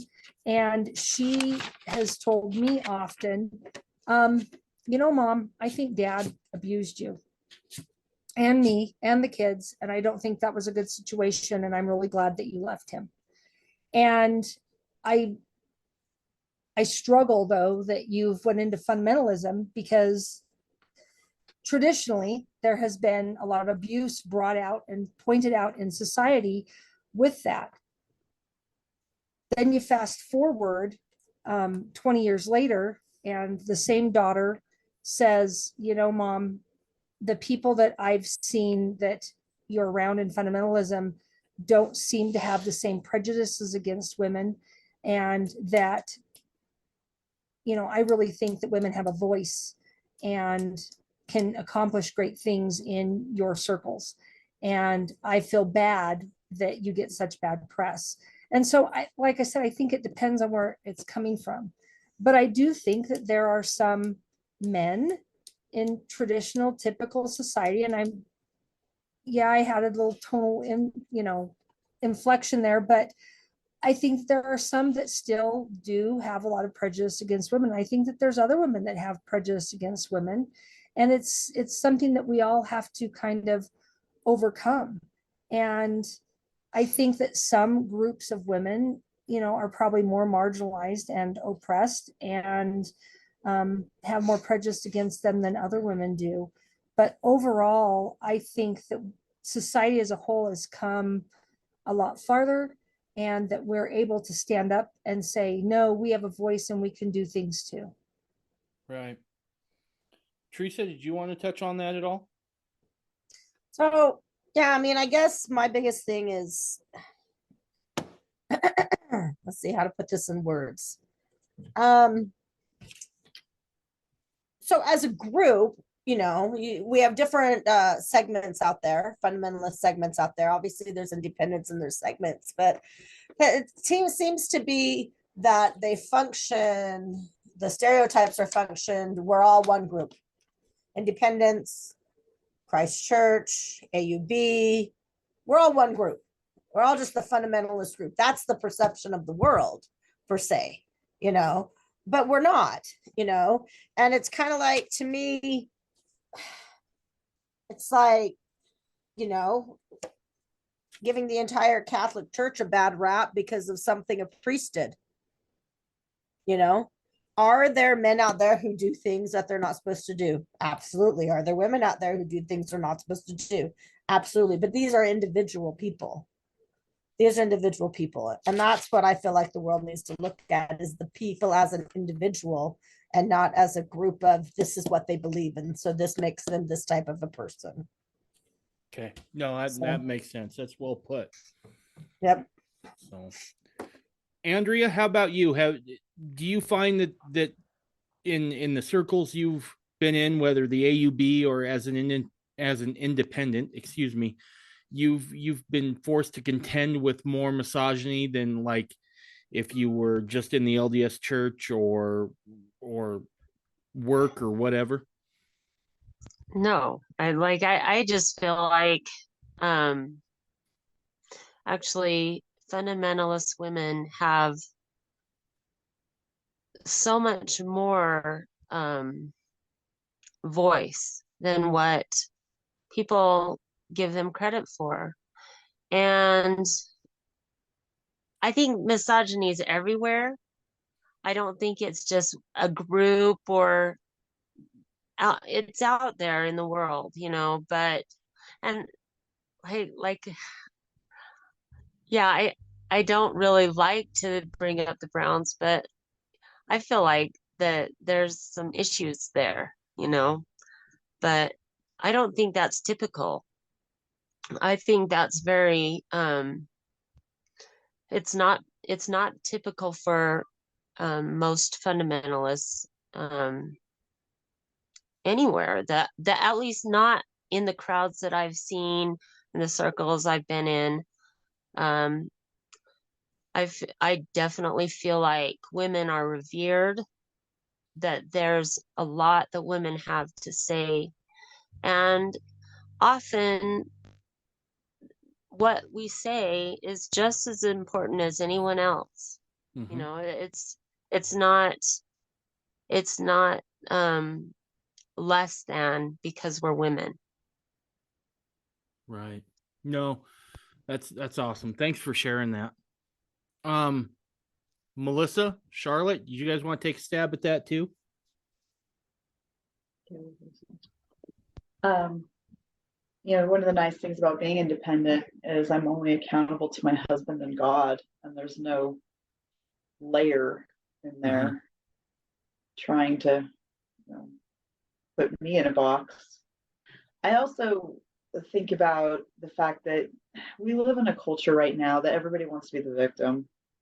And you can only be a victim if you're willing to participate in being a victim.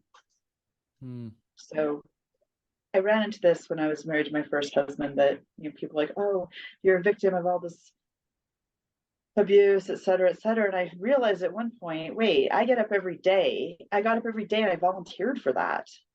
Like I could have not done that. And that's in varying degrees, from my own behaviors, the behaviors from him that I would accept, to the point of walking out the door. Like there's a wide range of what we're willing to put up with.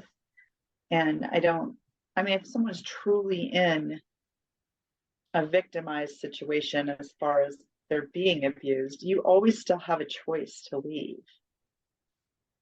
And you always still have a choice to not play the game. And so, I don't know. I really don't like that we're in this society of, I want to play the victim card.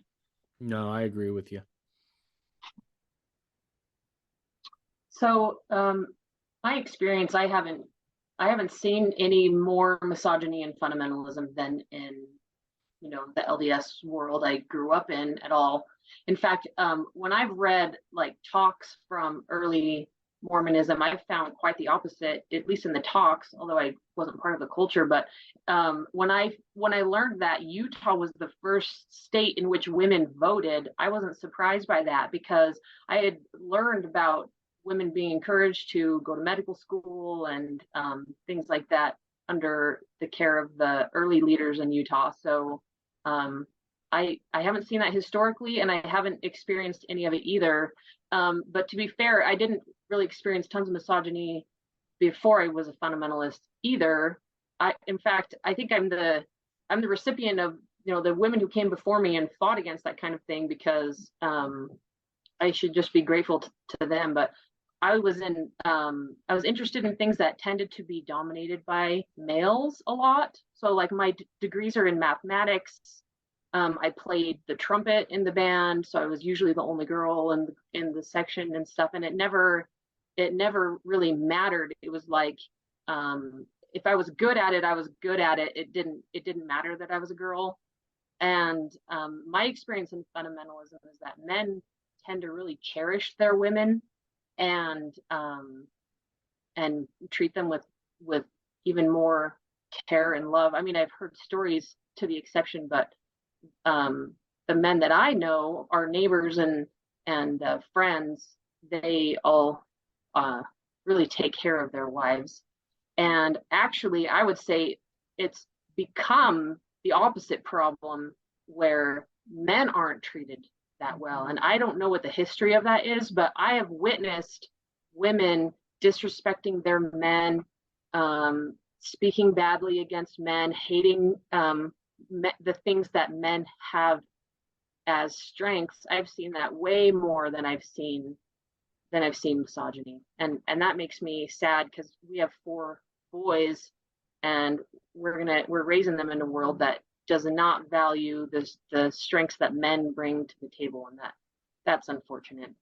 But just to, in one word, no, I haven't experienced more misogyny. That's awesome. You know, I think when we deal with stuff like misogyny or things like that, I think we have to look at it as a people problem and not a group specific problem, right? There's some people who are fantastic, and then there's some that just flat out suck, right? And you're going to encounter them, whether you're an independent, whether you're in a group, whether you're in the LDS church, whether you are a fundamentalist. It's just what it is. And I don't think there's any way of getting around that. It just kind of is. And I agree with Charlotte as well. There doesn't seem to be a lot of it floating around in history. Now, are there isolated instances? Oh, I'm sure, because some people just suck, right? But if like, my favorite is Martha Hughes Cannon. Have you heard her story? Martha Hughes Cannon is married to a 70 apostle in the early days of Utah.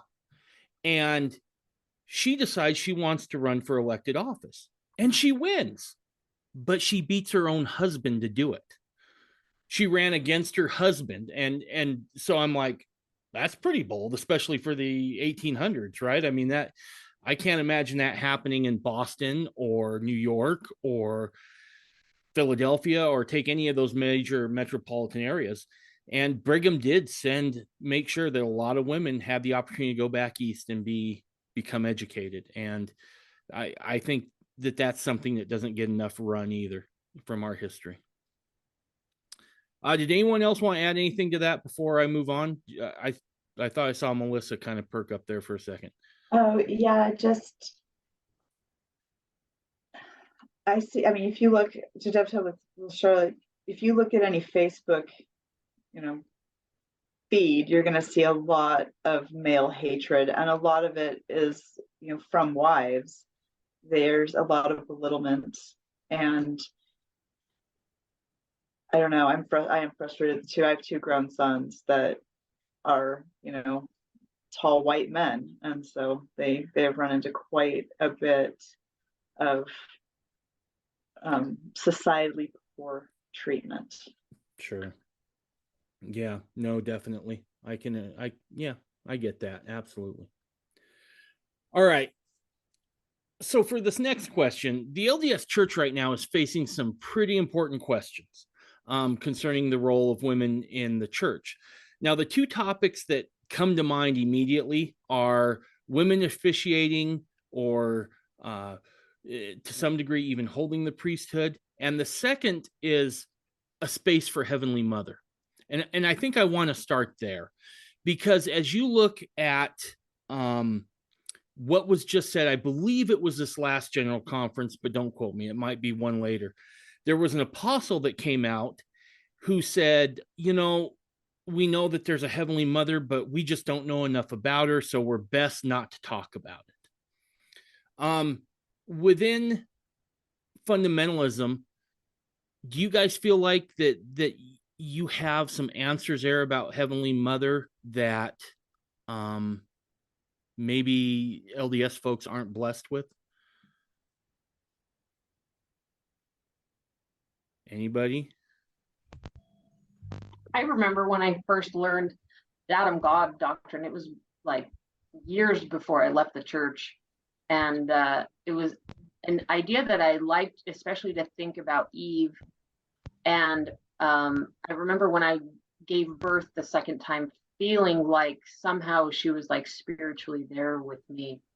Maybe this is something I shouldn't share too much, but I do remember having a good experience with that idea. My own beliefs have evolved since then, and I'm not so sure that I espouse that. But it was nice when I believed it. How about that? Okay. All right, good.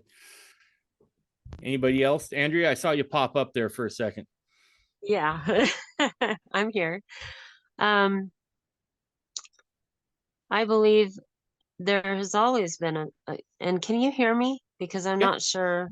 Yeah, I can Okay. hear you. Yeah, I've had really spotty internet here, so. No, you're coming through great. Okay. So, um, there's always been an equal, um, how do I put this? When we talk priesthood, there is equal priesthood between male and female. I mean, we are together a whole, and we're taught, we're taught that God is not alone. I've always felt like it was God and his wives. And of course, within the temple, we have the officiators, which are women, and for the women. I mean, a man can't do that for a woman. He can't. That is specifically, okay, maybe I'll say it this way.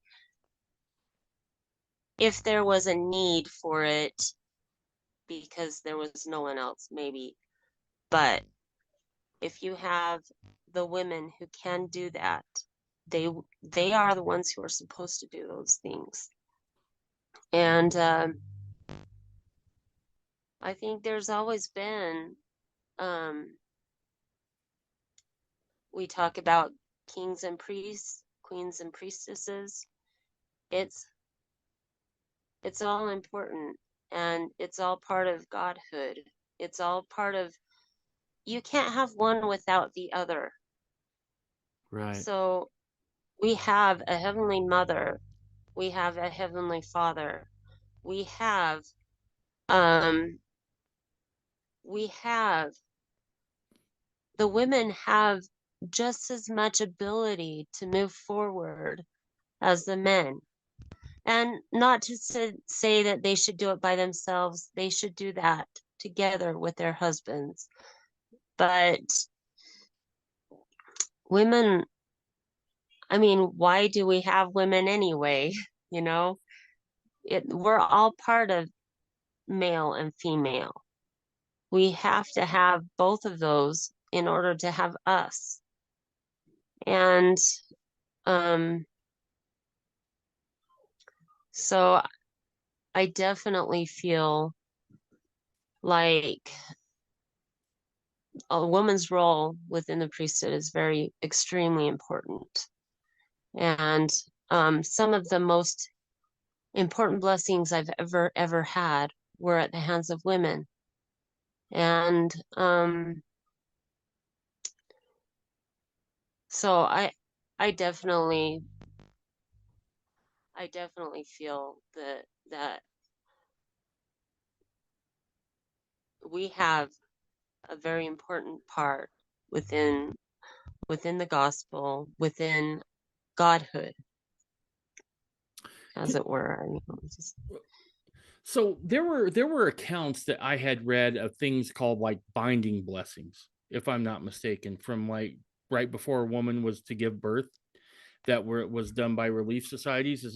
Is that correct? A mother's blessing. Yes. Okay, yeah. Sorry. Yes. Sorry. I was just reading, in places, and I'm just a collection of useless information, as far as that goes. I do well on Jeopardy, but nowhere else does it apply. So I'll read something and then kind of forget about it. But can you explain what that is?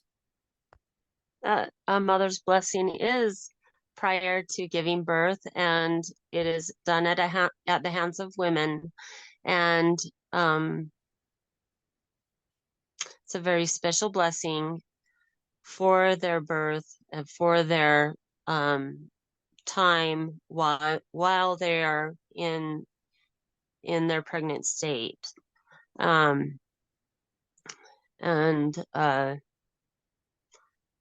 Yeah, it's a very, so I will maybe share a little with you now. Okay. When I received one of those with my first when I was first pregnant, and This was within the AUB. The first time this happened, I had to be told about it by someone else. And when I was told about it, I sought it out. And I went to a couple of, well, one specific woman, and we talked to her about it, and she agreed to give me that blessing. And my husband asked, do I need to be there? Do I need to seal something? Do I need to do this or that? She said, some men feel like they have to, but it's not necessary.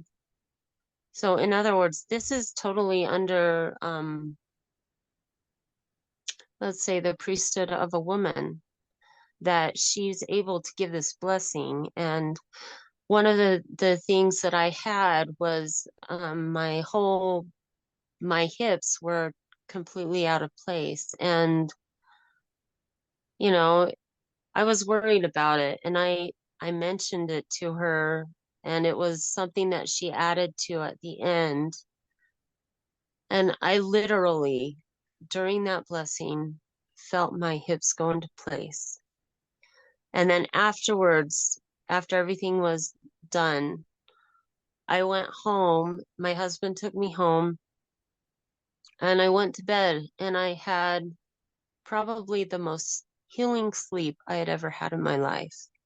Wow.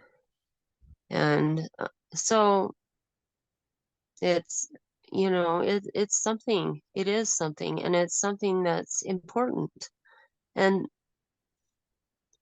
I just, to diminish the priesthood of women, and they can't have it without the man, and a man can't have certain things without the women. It's delegated to them until there are certain things done at the hands of women. Women are the key to that marriage. Any man who says otherwise is wrong. Any woman who says otherwise is wrong. Thanks for sharing that, Andrea. That was awesome. And I'm going to throw you right on the spot right here. And then I want to, after Ann and Teresa, just check in with Melissa to see if she had anything to offer. I didn't cut you off, did I, Andrea? Did you have any more you wanted to add? No, go for it. Okay, perfect. So, Ann, I remember this was about a year before I headed out of the LDS church. And I happened to be listening to Lindsay Hansen Park's Year of Polygamy podcast. And if I'm not mistaken, and you can correct me if I'm wrong, but I think it was you and Dan on the episode. And No, it was Benjamin Schaefer and myself. Okay. All right. Sorry. I see. There you corrected me. You were instructed at one time to officiate for Dan when he was sick, right? Did I share that on that podcast? Huh. Okay. I don't remember that, but I was going to share it on this podcast. So I actually asked Dan about it, and we talked about this. So, and I was just kind of mentioning to Teresa that I was going to bring it up too earlier.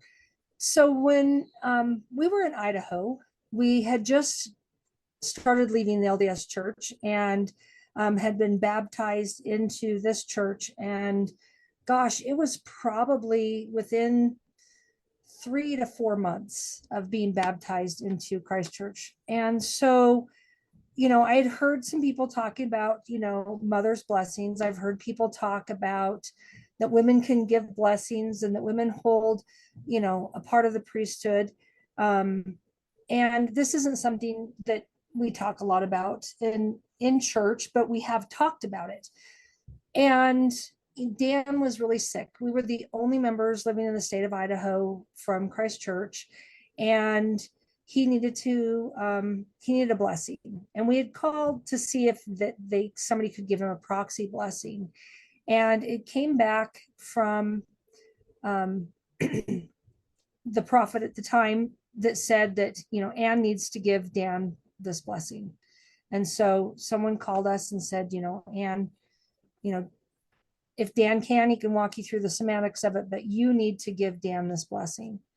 And so we had a little discussion about that, and with this gentleman on the phone. And then we hung up, and Dan looks at me and goes, well, this is a first. And we, went into our bedroom, and,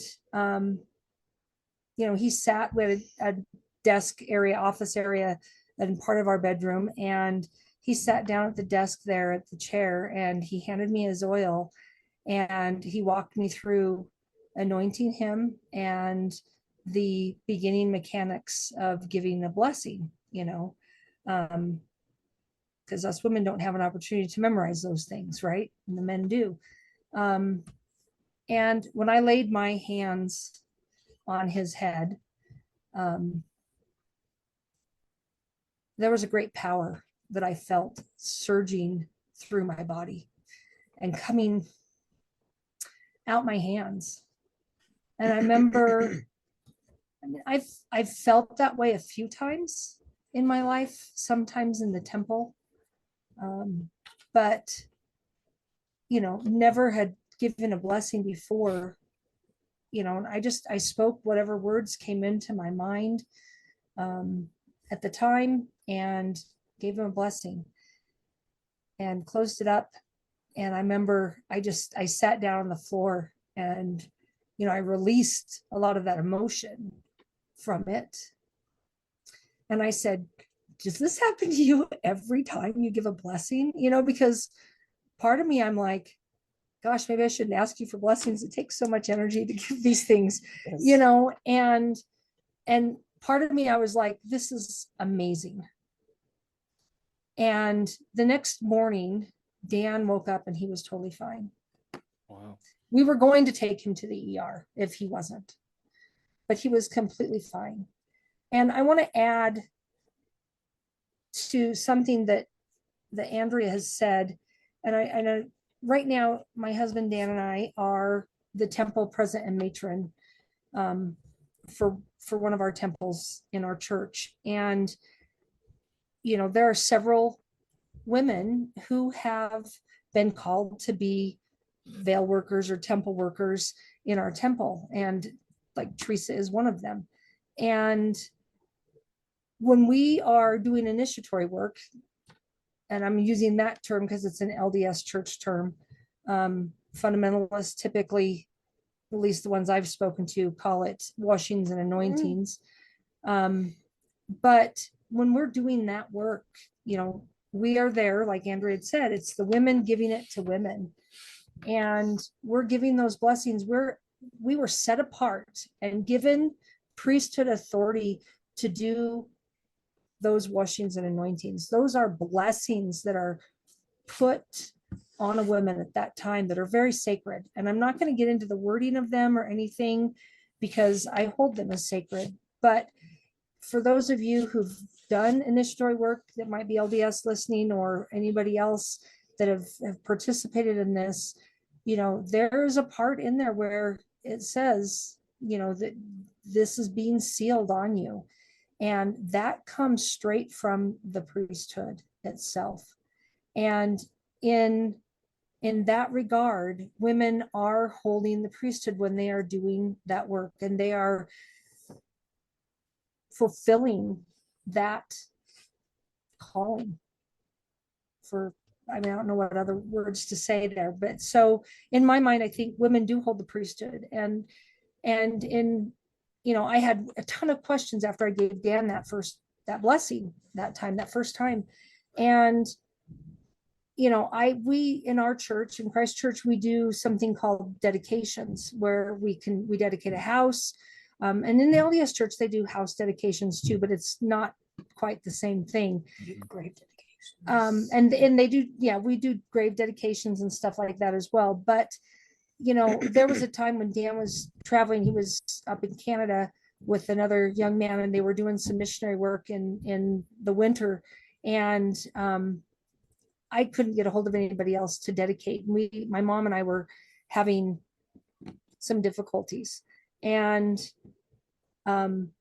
so I called our prophet and I said, can you dedicate? And he goes, why don't you dedicate your house?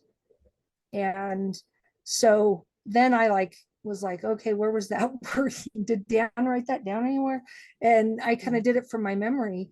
And I dedicated our home. And it was a very unique and special experience that I had with just my mom and I there at the time. And so women can do some of these things, whether you want to, say that, oh, it's a prayer of faith or a blessing of faith, or you want to say it really was through the priesthood.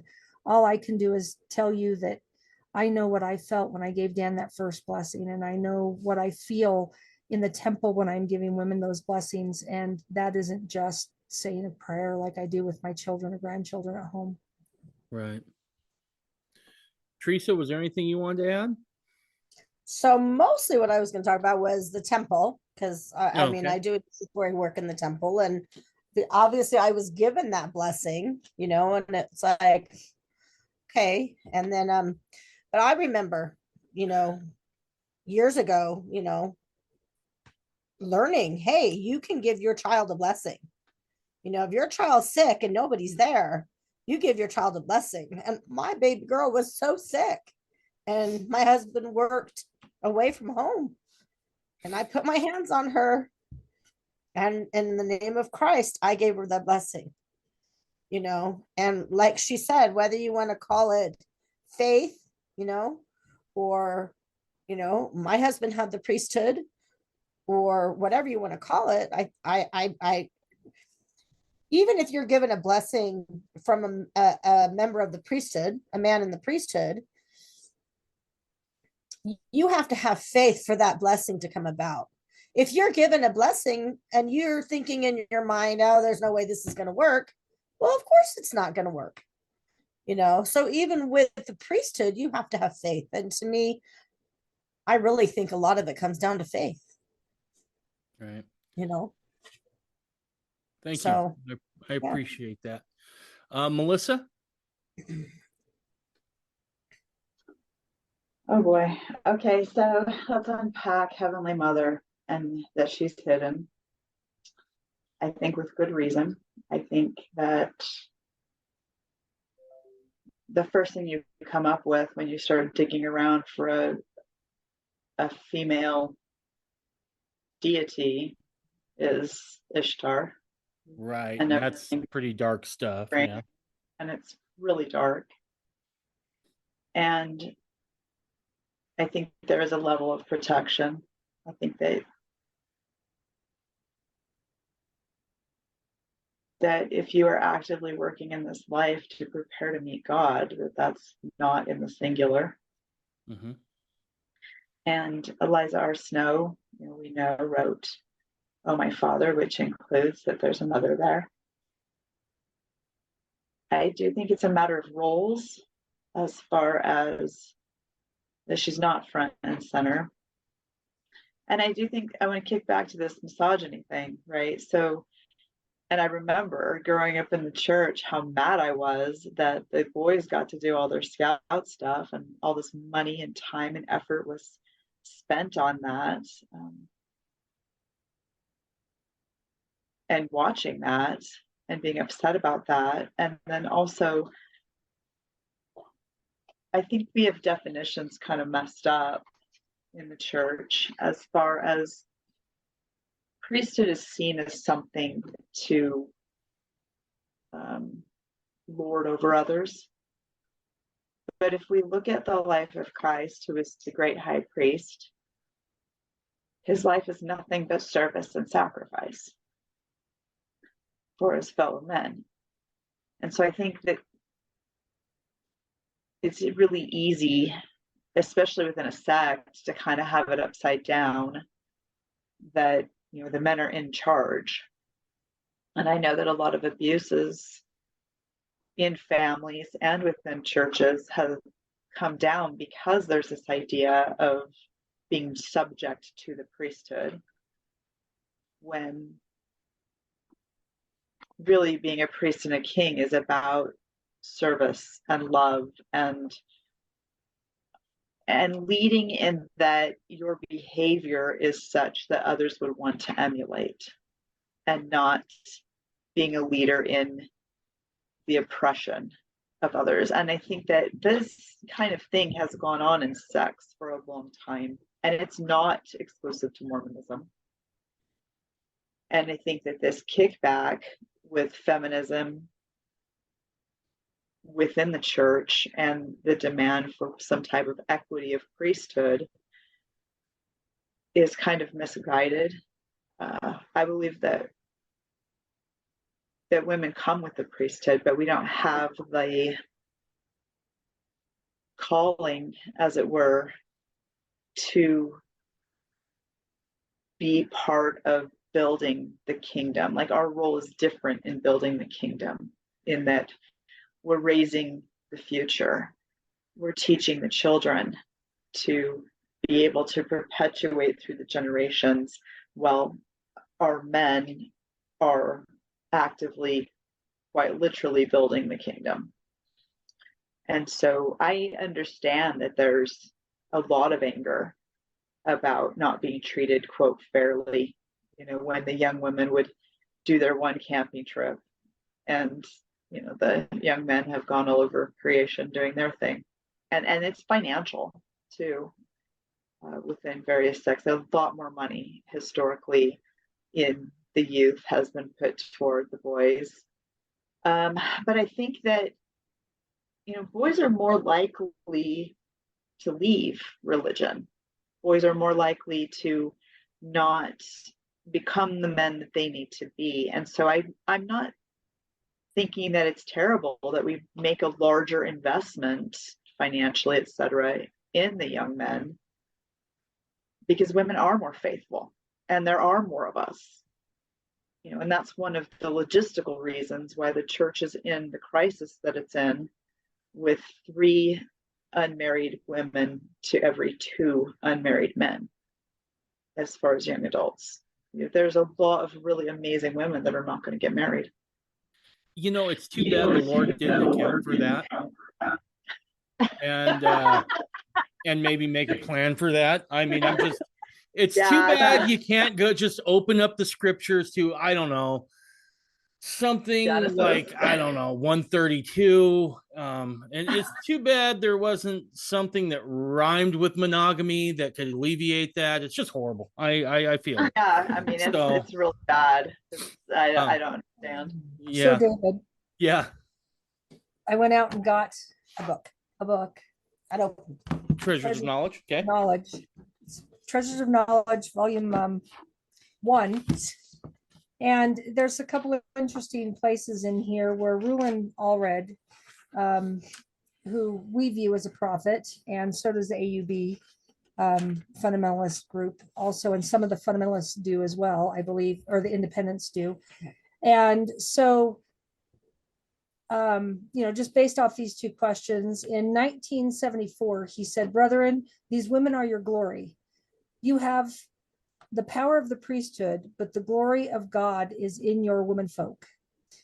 And I love that. I also will admit that I have used that to try to get my way once or twice, but as a reminder, honey. But He's gonna listen to this. I know he is. Okay. And but here in volume 1, page 312, there was a question that was posed and Rulin answered it. And the question is, hey, did Brigham Young ever teach that, Adam had more than one wife that came down on this earth? And he gives quite a long little speech here, but he says that, Adam did come down to this earth with one of his wives, and that he had others of his brethren, help him come and get the world ready for business. When it came to furnishing tabernacles for his spirit children born in heaven, he felt himself best qualified to do that work. And then he goes on and he talks about, how, Adam means the first man and Eve means the first woman, and he continues on, and down at the bottom of that page, it talks about, and it says, the Talmud does name 2 other wives of Adam, Phoebe and Lilith. and that these are named as plural wives of Adam. And, we can go on and we can say, okay, so we know Adam, Phoebe, Lilith. And then we also, in the Mormon faith, and I believe that the LDS Church is where I heard this first. So you have to correct me if I'm wrong. I'm 20 years out of there. But it says, or we were taught that Mary, the mother of Christ, is one of Adam's wives as well. And so when people talk about Heavenly Mother, I want to say, I think that we need to respect her. I think that we need to reverence her. I think that, it doesn't matter which one of the wives of his were my Heavenly Mother or your Heavenly Mother. We need to reverence that person and the sacrifices that they made to get to the point where they're at, and understand that as we have trials in this life, they've been through something similar, and they deserve some respect along that lines. And so keeping some of these things hidden, I can kind of understand why there's that, sacred is secret thing. But we have 4 names that I just listed off. And if we can study all that we can about at least, Eve and Mary, we can learn some characteristics about who our Heavenly Mother or mothers are. Because while we're all individuals, we're all going to have the same beliefs, and we've all been through stuff. And I went through a time here not that long ago where our sister wife decided she was going to move away for a while. She's now working on moving back in. And I'm glad for that, just for the record. But when she left, it was really hard on all of us, her children, our husband, myself, and our community in some regards as well. But after about 3 months, she started talking to me, and we were having some conversations, and I left one of those conversations. I was feeling quite perplexed. And the next weekend, we had a big event out here, and I had asked for a blessing. And I said, Dan, who should give me a blessing? And Dan picked someone from our family. And in that blessing, I was told, your Heavenly Mother loves you. She sees what you're going through. She sees what your sister wife is going through. And I will tell you, it's not easy.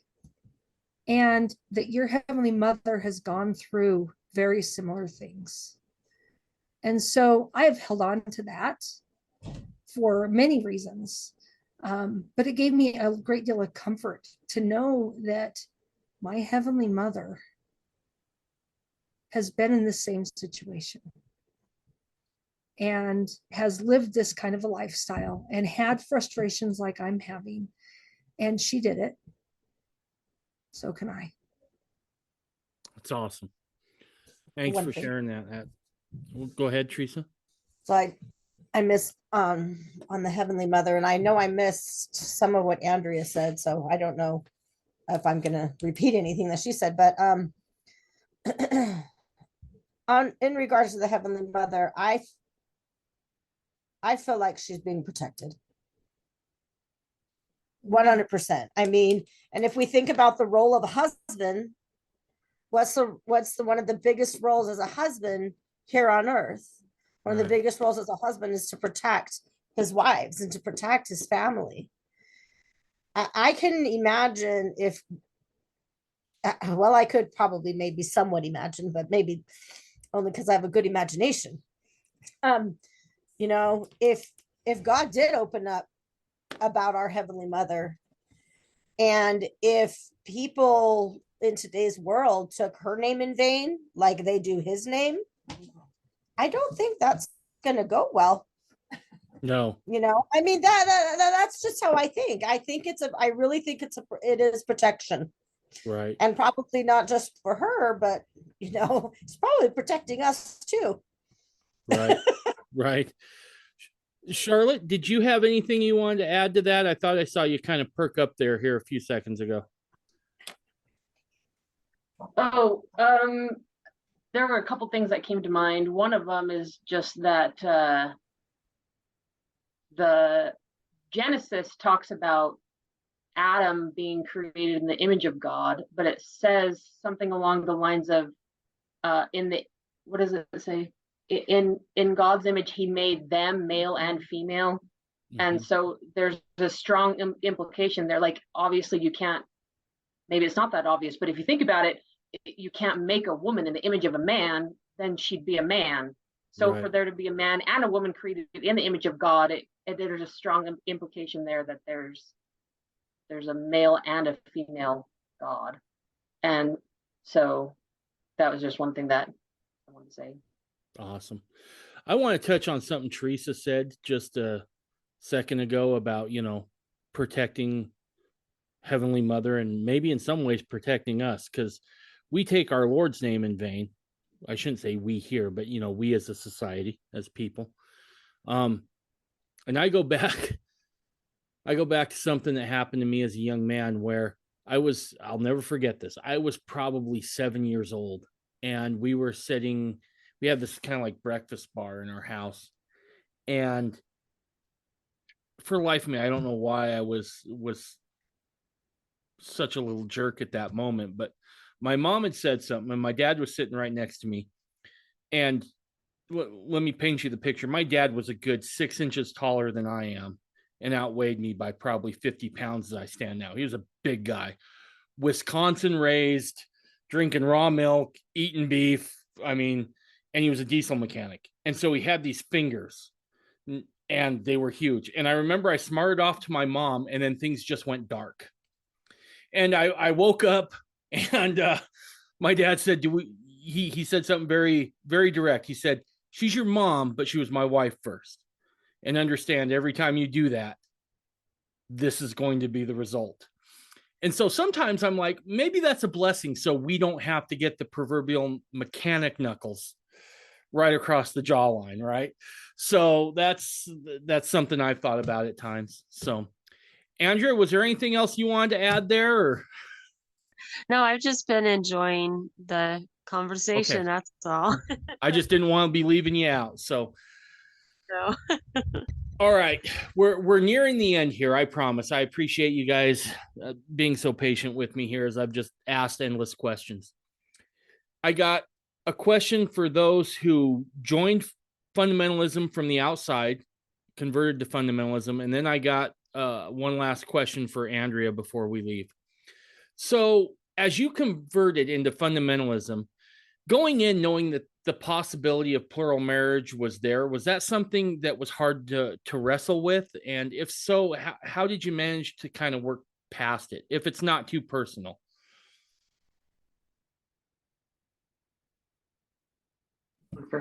Okay. Oh, there we go. Are they going first? Who's going first? You are muted. Okay. Okay. Okay. So again, interesting. Don't get me wrong, scary to think about, but I looked at individuals that I knew that were living it, and it was beautiful.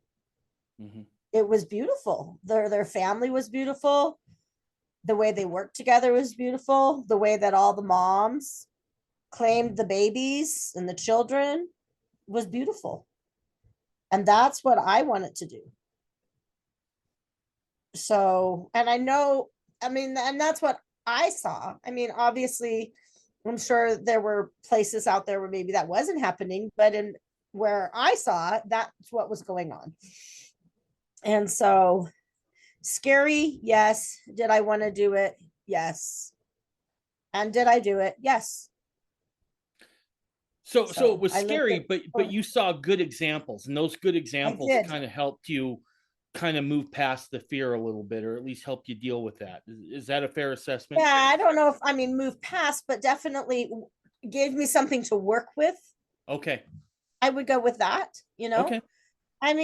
Unfortunately for a lot of us, we live with that underlying fear of something, but we definitely try to work with that and not let it my biggest thing is not to let the fear rule me, Gotcha.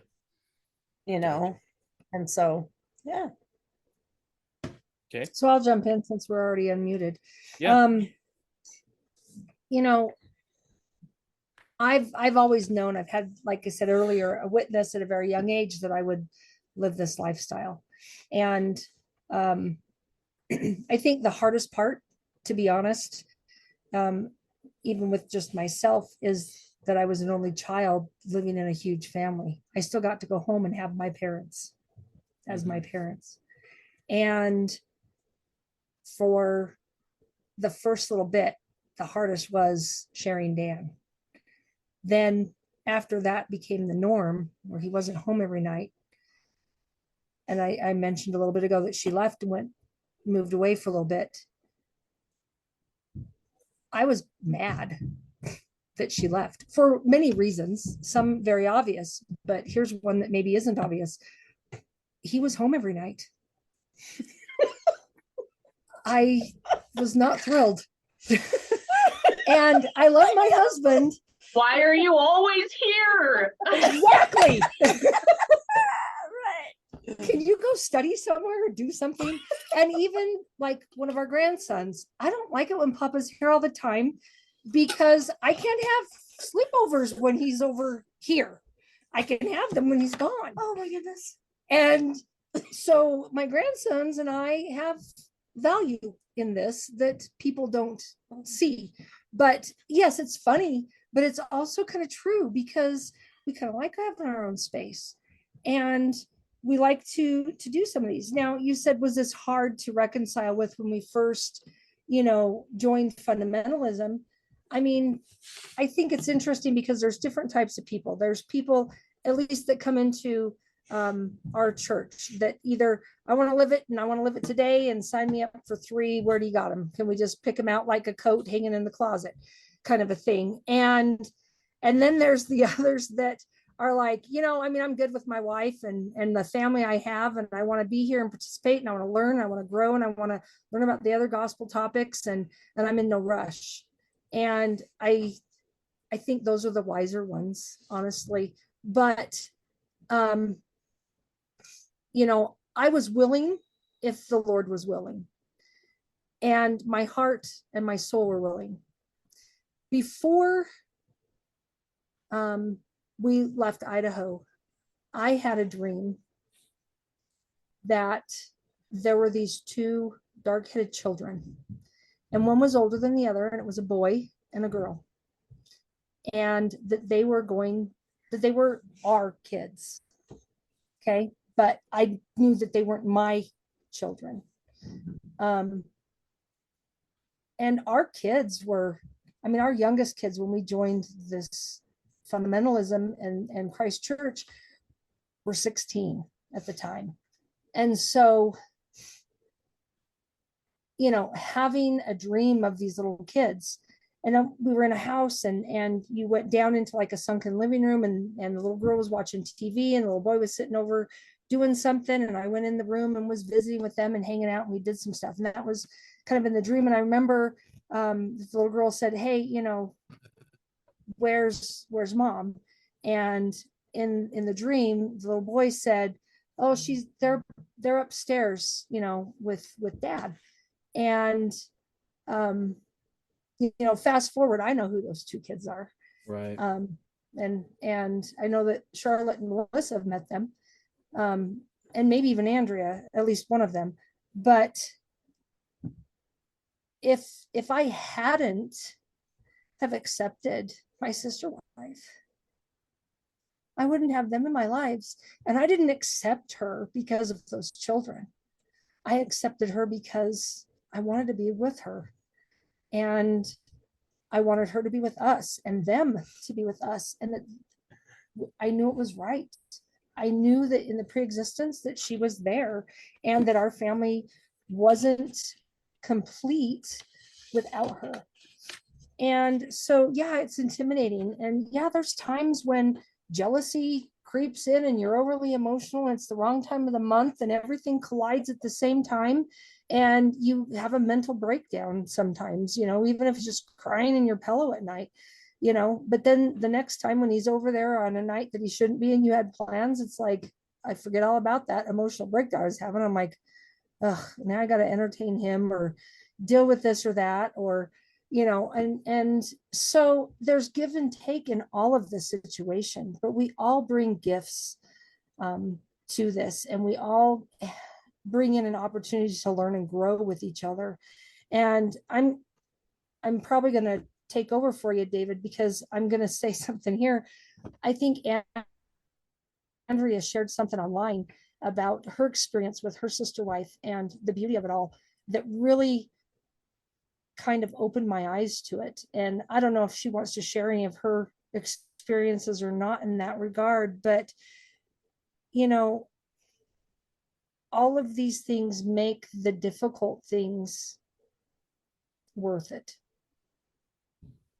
Yeah. And I appreciate all the women that are on this podcast, because I've learned something from all of you.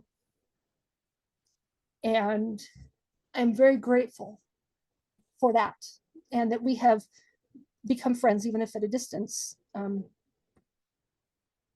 I am very grateful for the sisterhood of having a sister wife and of having you guys all as friends.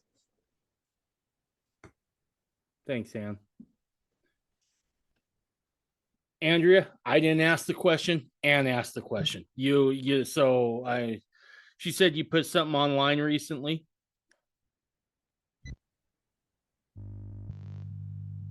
Are you able to hear me? I am. Yeah, perfect. Okay.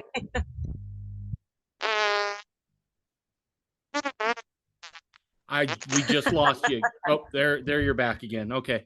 Can you hear me? I said I've put probably a lot of stuff online. And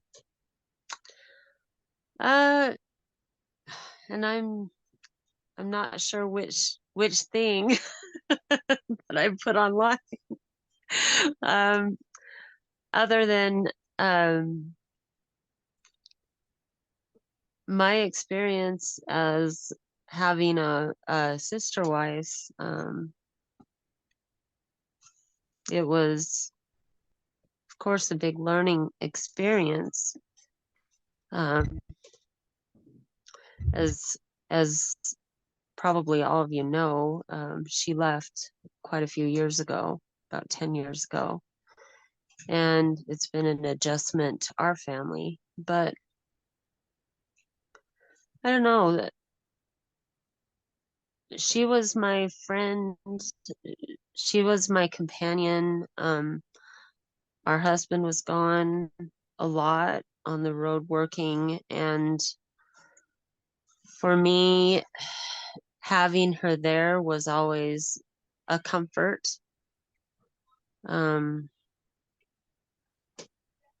We were best friends.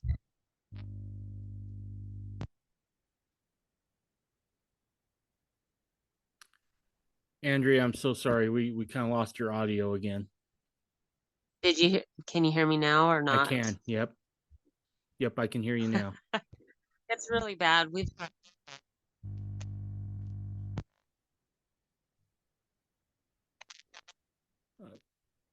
Can't hear you again.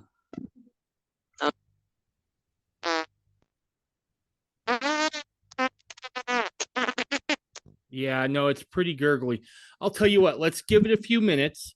Let's go to Charlotte and Melissa, and then we'll try again here before we leave, because I really want to get to what it is you have to say. Okay. So your question was it hard to reconcile plural marriage? Yeah. Okay. So in a word, yes, definitely. It was very challenging for me. I had a couple experiences when I was younger, like maybe around 17 years old. I had a boyfriend and my best friend didn't, and we hung out all three together a lot. And I remember thinking one time, oh, I could see how this could be nice. Like, I feel sad that she doesn't have a man in her life and I do. I could see how it could be something a woman would want, is to like share her man with her best friend. And then I had the same feeling when I was friends with Melissa many years later, when just hearing about the bad marriage she was in, and how she had, like, I'm afraid of saying like too many personal details on Melissa, but I'll just say that I remember at least one time wishing that I could like be that person for her. But that was all kind of academic. And when it came right down to it, though, it was really challenging for me. I didn't know anyone who was a polygamist, except that my aunt, like 30 years before, had wanted to live plural marriage bad enough that she had left her monogamous husband to go become a plural wife. And that hadn't lasted long. And so that was like the only person that I knew that was a polygamist. And so it wasn't like I had these great examples to look at, I guess. And like when you look in the scriptures, there's actually a lot of polygamy in the scriptures, but they're mostly bad examples of sister wives not getting along and stuff. And so it's not like you're going to find many good role models there. So yes, it was difficult. And I never had one of these Section 132 conversion moments. Like, I've heard women tell those stories. My conversion has really been in the living of it, because at the time that I knew that was what God wanted for me, I just went forward with it without really having what I would say is a testimony of the principle. I just really wanted to do what God wanted for me. And Joshua had his own experience, Melissa had her own. We just went for it. And it was really, really hard. Like, I just emotionally, this is even before Joshua and I had talked about it, but I knew that it was what was in God's will. And it was on my mind so much, and it was emotionally upsetting so much that I actually stopped eating without really noticing, and didn't realize it until my 8-month-old baby, who was exclusively breastfed, was like beginning to starve because my breast milk, I lost it. And that was when I realized, oh man, I got to get my life under control better here. But so there was some challenging things that happened, but it was all like me. It wasn't actually the situation. It was just me, like, fixing the way I was thinking about things. And so I've come a really long way. So I guess that's something I want to make sure is clear. It wasn't like suddenly my life became terrible, and my sister wife treated me poor. None of that. It was all just up here, and having to fix the way I looked at things before. Like, I'd gone into this marriage expecting monogamy, and going on senior couple missions later in life, and like dying side by side in bed holding hands, kind of just like this simple life. And it was like, that wasn't what's going to be happening here. Like, you get to figure out how to share a man, you get to figure out how he could possibly love 2 women, and it doesn't take away from you at all, and all these things. And it was in the doing it that I've gained such a strong testimony of it, I guess you could say. And but I was still, I would say, weak. Like, I was firm that Melissa was meant to be in our family, but I still didn't love the idea of ever even entertaining the idea of having a third wife, because I didn't want to go through that again. That was so hard. Like, for one thing, we kept it a secret. That was challenging. There was just a lot of pieces. So after Joshua had been married to Melissa for about 3.5 years, he came to me with the idea of asking one of our friends to court him. And I couldn't say a single word to him. I literally felt like I had been kicked in the stomach. I got up from where we were sitting, and I went to the bathroom, and I'm not kidding you, I had diarrhea. Like, it was just like a physical response to what he said, like, oh my gosh, we have to go through that again. And it took me half a day maybe, of just like turmoil. I was like, he's going to have to medicate me. Like, this is horrible. And then I would say that was when God finally visited me and I had an experience, and I was like, okay, actually, I changed my mind. I want this. And we asked this woman to court us, and she turned us down, but it was a really big learning experience for me, because I thought, okay, here's what I'm going to do. I never want to be sidelined by that concept again. I need to think about this every single day until it doesn't bother me anymore.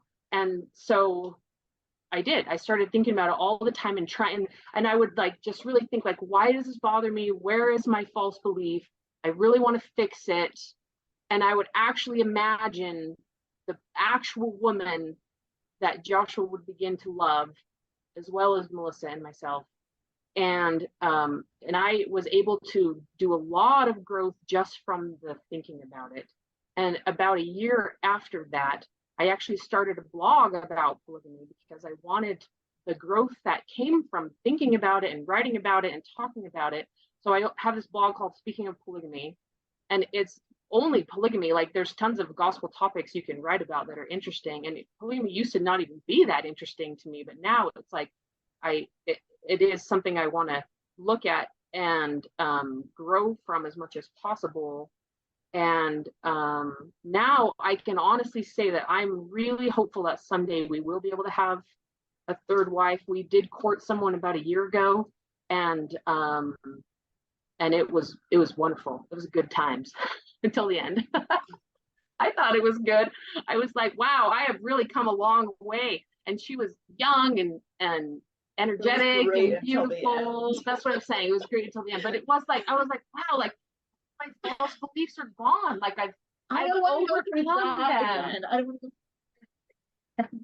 That's not direct marriage. No, That's it's just not. her. That's Anyway, so yeah, it was hard, and it took me, I guess, till about 4 years into marriage, 3.5, what did I say? Something like that, of actually doing it before I really, really embraced it and began to have a stronger test. And now I'll defend it. Now I'll be one of those women that will defend it, and I'm proud of it. And I still don't think everybody should do it, which I think is a difference I have with a lot of fundamentalists. But one of the reasons I don't think everybody should do it is because not everybody is up for it. It's not that.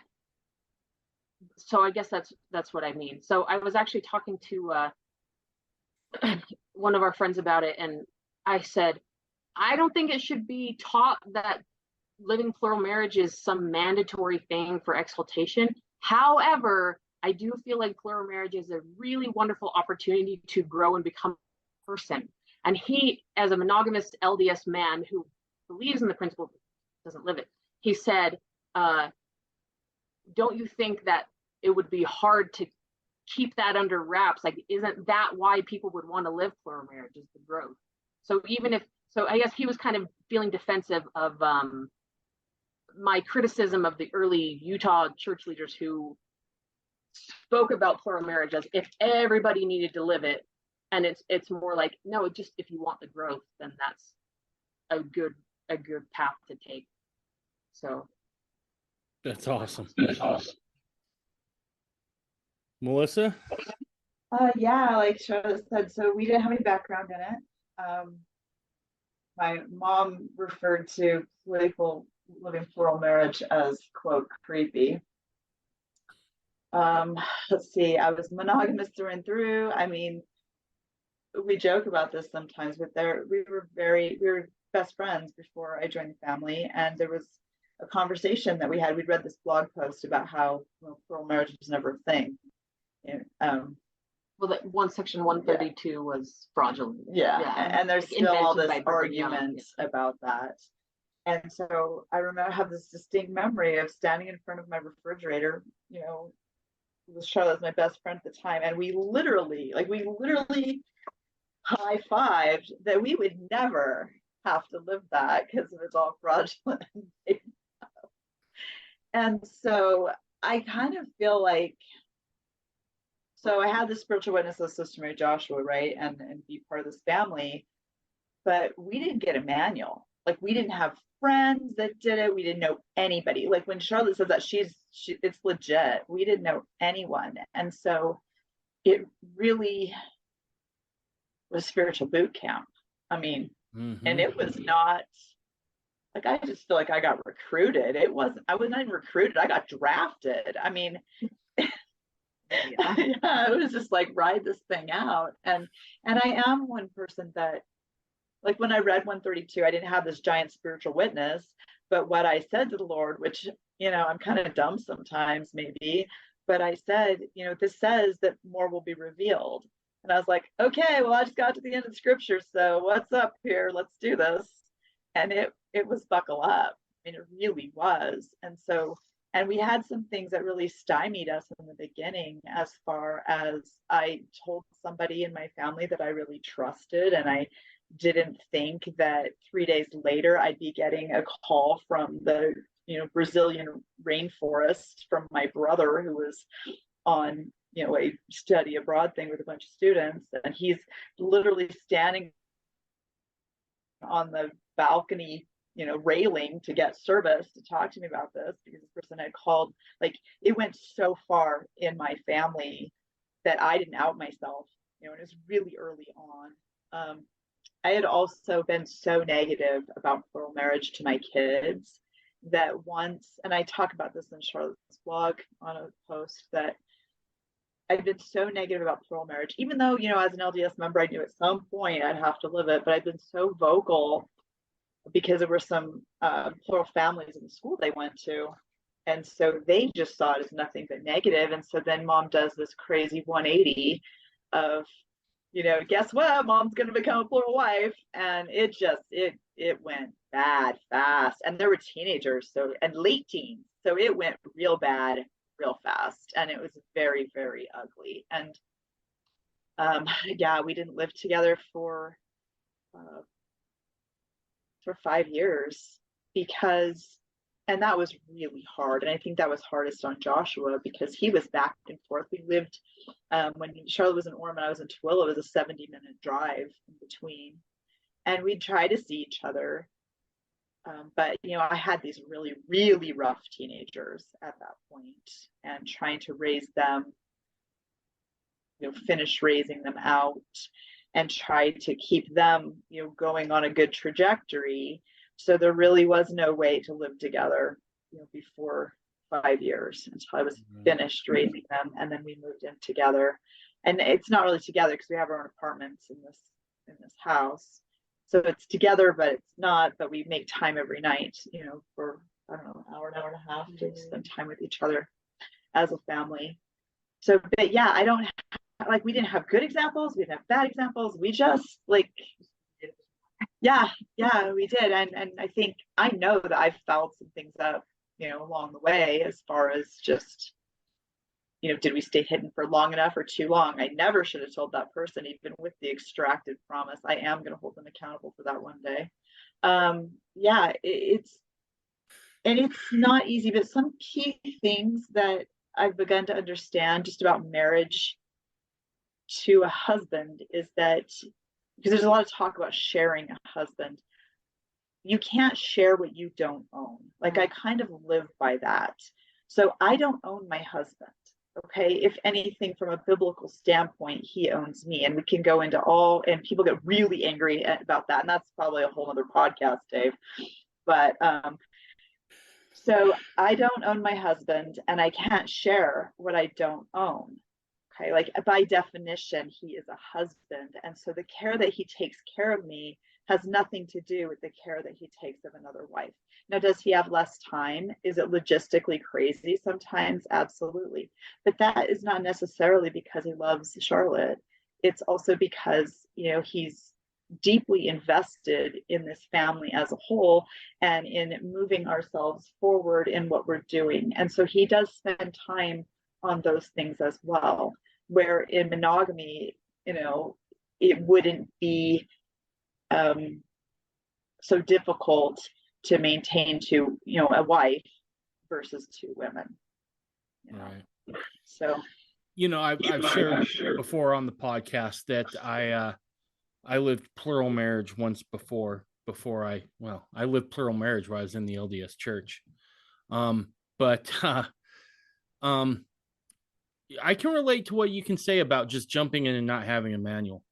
I had a good friend who's not LDS who asked me about it once. He says, "What's that like?" And I said, "Well, imagine you're an amateur boxer and then you get a shot to go up against Mike Tyson in his prime. That's what it's like. You're spitting out your mouthpiece a lot and you're cut all the time. But every once in a while, things start to click. And when it's good, it's amazing." So I can totally sympathize with how you felt there.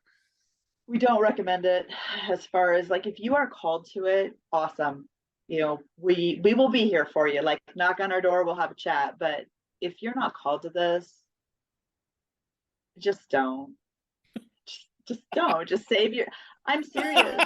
Save yourself all of it if you're not called to it. Because, and that's part of it, is if you're not called to it, you're not going to have the tenacity to hold on there. You're just not. Because you have to know that this is the course your life is going to take. And you get to decide if you're going to go kicking and screaming or if you're going to suck it up and take the hit.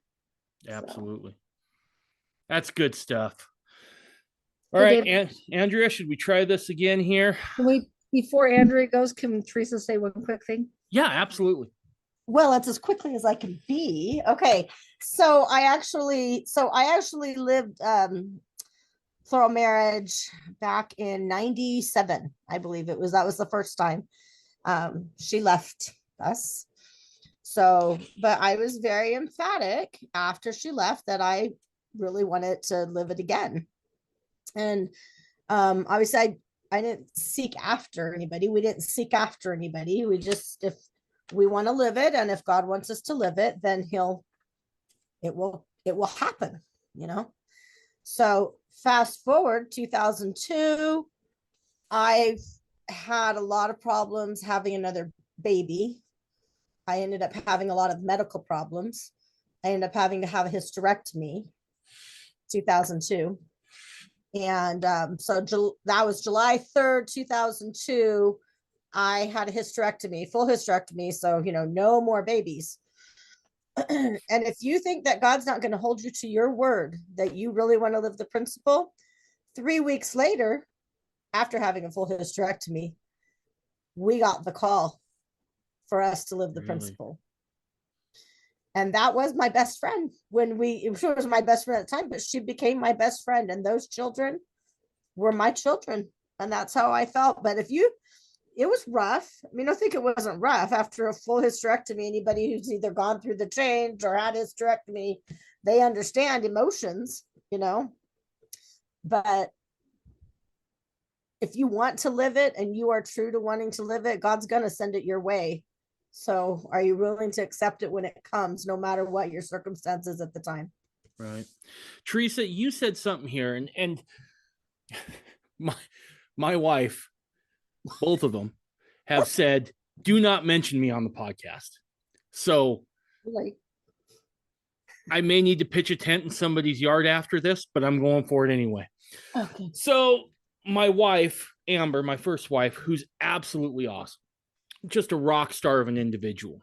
When the plural marriage I had while I was still in the LDS church fell apart, let me back up. Before I joined the LDS church, there was really only two things I was really good at: football and drinking, and both I took to excesses. I feel like Jack Daniels sometimes owes me like some of the dividend checks because I know I helped. Anyway, I hadn't drank for like 15 years. And my second wife at the time, she left. And she was gone. And boy, I was pissed at God. I was like, you got me into this. I prayed earnestly. You gave me an answer. This crap fell apart. You owe me some answers right now.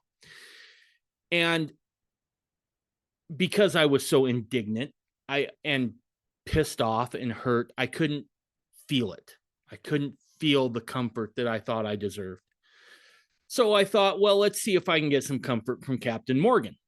And I went to town. I did. I'm ashamed of it, but I did. And I did my best not to mourn in front of Amber the loss of our sister wife, because I didn't want her to feel like she wasn't enough. I was inexperienced. I should have been more transparent. I wasn't. I know better now. But she came out in that moment and she just saw the bottle and she's like, "You okay?" I'm like, "I'm good. I'm good, baby." I was like, "But I'm never doing this again. This is stupid. I'm going to forget everything I learned. I'm going to go back to the LDS church. Screw this noise." And I remember, much like you said, Teresa, I remember Amber just got down to like eye level, although I'm sure my eyes were crossed by that point because I was pretty much done with that bottle. And she just kind of took her hands and just kind of held my head. And she's like, "You don't get it. We've been called to this. And if it comes up again, we are going to do it." And yeah, sometimes there's this idea that this is something that just the guy would want. But I can't stress enough, it's a calling. You have to feel this, right? As you progress in the gospel, you have to feel it. And I agree with Melissa. If you don't feel it, maybe tap the brakes just a little. So, all right. Charlotte, did you have anything you wanted to add? Yeah, for anyone listening to this, I want to say that in your religious journey, make sure that you're not just focused on getting it right for yourself, but that you are making as a primary goal to perpetuate your religion to your children. Teach it in a way that your grandchildren will be taught it. You know, that's how big changes happen, is that, or even just good ideas conserved, is that they get passed on to the next generation. So fantastic. Focus on the kids. Fantastic. And Teresa, anything you guys want to add as we wrap up here? So I just had a final thing that I just wanted to say that so plural marriage, to me, it is a big part, but it's still only a part of living fundamentalism, you know? So like, especially if you live it in a group, you know, like our group, we do a lot of things together, which we talked about. We work together. And let me think about in a family. If you have more than one wife, each of those wives has their own personality. Each of those wives has their own ideas. Each of their wives, everybody. So as a bigger group, you're really dealing with the same thing on a bigger scale. You're just not living together. Okay? Right. But we've been building a church building over here for quite a few years because we just keep adding to it. But let me tell you, there's a lot of opinions, you know, so learning to work together with those opinions and learning to go with what is finally said, this is what we're going to do, and be happy with it, you know, kind of like in my experience in marriage. And, you know, we would come together as two wives and the husband, maybe a couple of the kids if they're older, talk about maybe something that was going on and something that needed to be done. We'd all give our opinions, but the final decision in that household was from the husband. Amen. So are we happy with, you know, we have to choose that, to be happy with that, and choose that that's the path that we want to follow, you know. And so it's the same as in a group, you know, somebody's going to make the final decision after all of these opinions have come out. Somebody has to, right? There has to be a chief, right? That's the way I look at it. So anyway, there were a couple different things I wanted to talk about. And it was compassion and mercy. And I think showing compassion and mercy in a marriage, whether it be monogamous, polygamy, a polygamous situation, a plural marriage situation, those are some of the two best things I think you can give in a relationship, is to have compassion and mercy for whether it be a sister wife or your husband. And I think it's the same that holds true with friends and members of your group. And I think with all that, I think you learn to work together a lot better. Awesome. Thank you. Anne? Well, I just want to kind of, I'm going to say I agree with Teresa and I agree with what Charlotte has said, but I think, we need to think about our future as in society as a whole, religiously and otherwise, and who are our future, and that is our children. And we need to create an environment that is safe, loving, and where they can learn and grow in knowledge and become good citizens of whatever society they choose to be. And for those who are listening, whatever your path is right now could change. Something's going to trigger you to be called to do something. And when You it mean does, you could be slapping high fives with your best friend saying you'll never have to live polygamy and then it'll change? you could, yes, very much so. Very much so. But just like Charlotte and Melissa, right? So, but it could be that, you're not feeling called to do something right now, but in the future you are. And I think the best advice that I can give you is what I applied, and that is take it to God. He's our Father, and he knows what's in our hearts. He knows what we agreed to do, and he's going to help you along that path. And it's never going to be easy, but it is something that you can do if you get an answer that it's yours to do. And don't just jump in because it's trendy or it looks cool or you're upset with whatever's going on in your life or in your church or your community. Pray it out, seek an answer, and make sure it's something that's good and safe for you and your family and your children. Beautiful. Awesome. All right. I wanted to save this to the end. And that is there's two women on this podcast who were more instrumental than they'll know about keeping me doing this.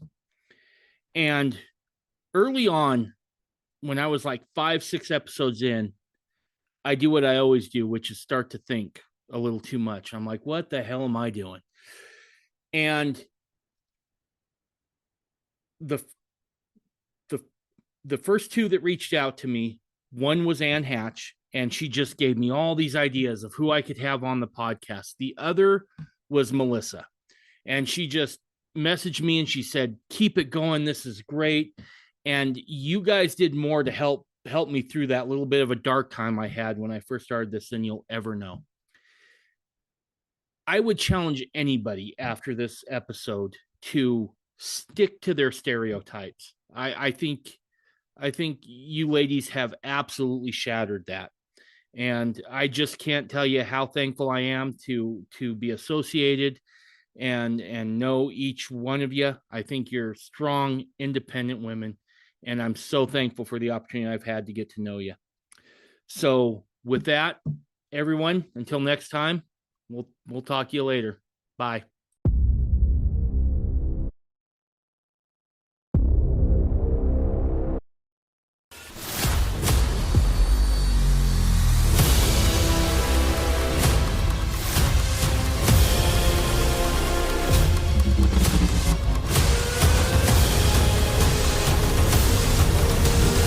You're listening to the Mormon Renegade Podcast.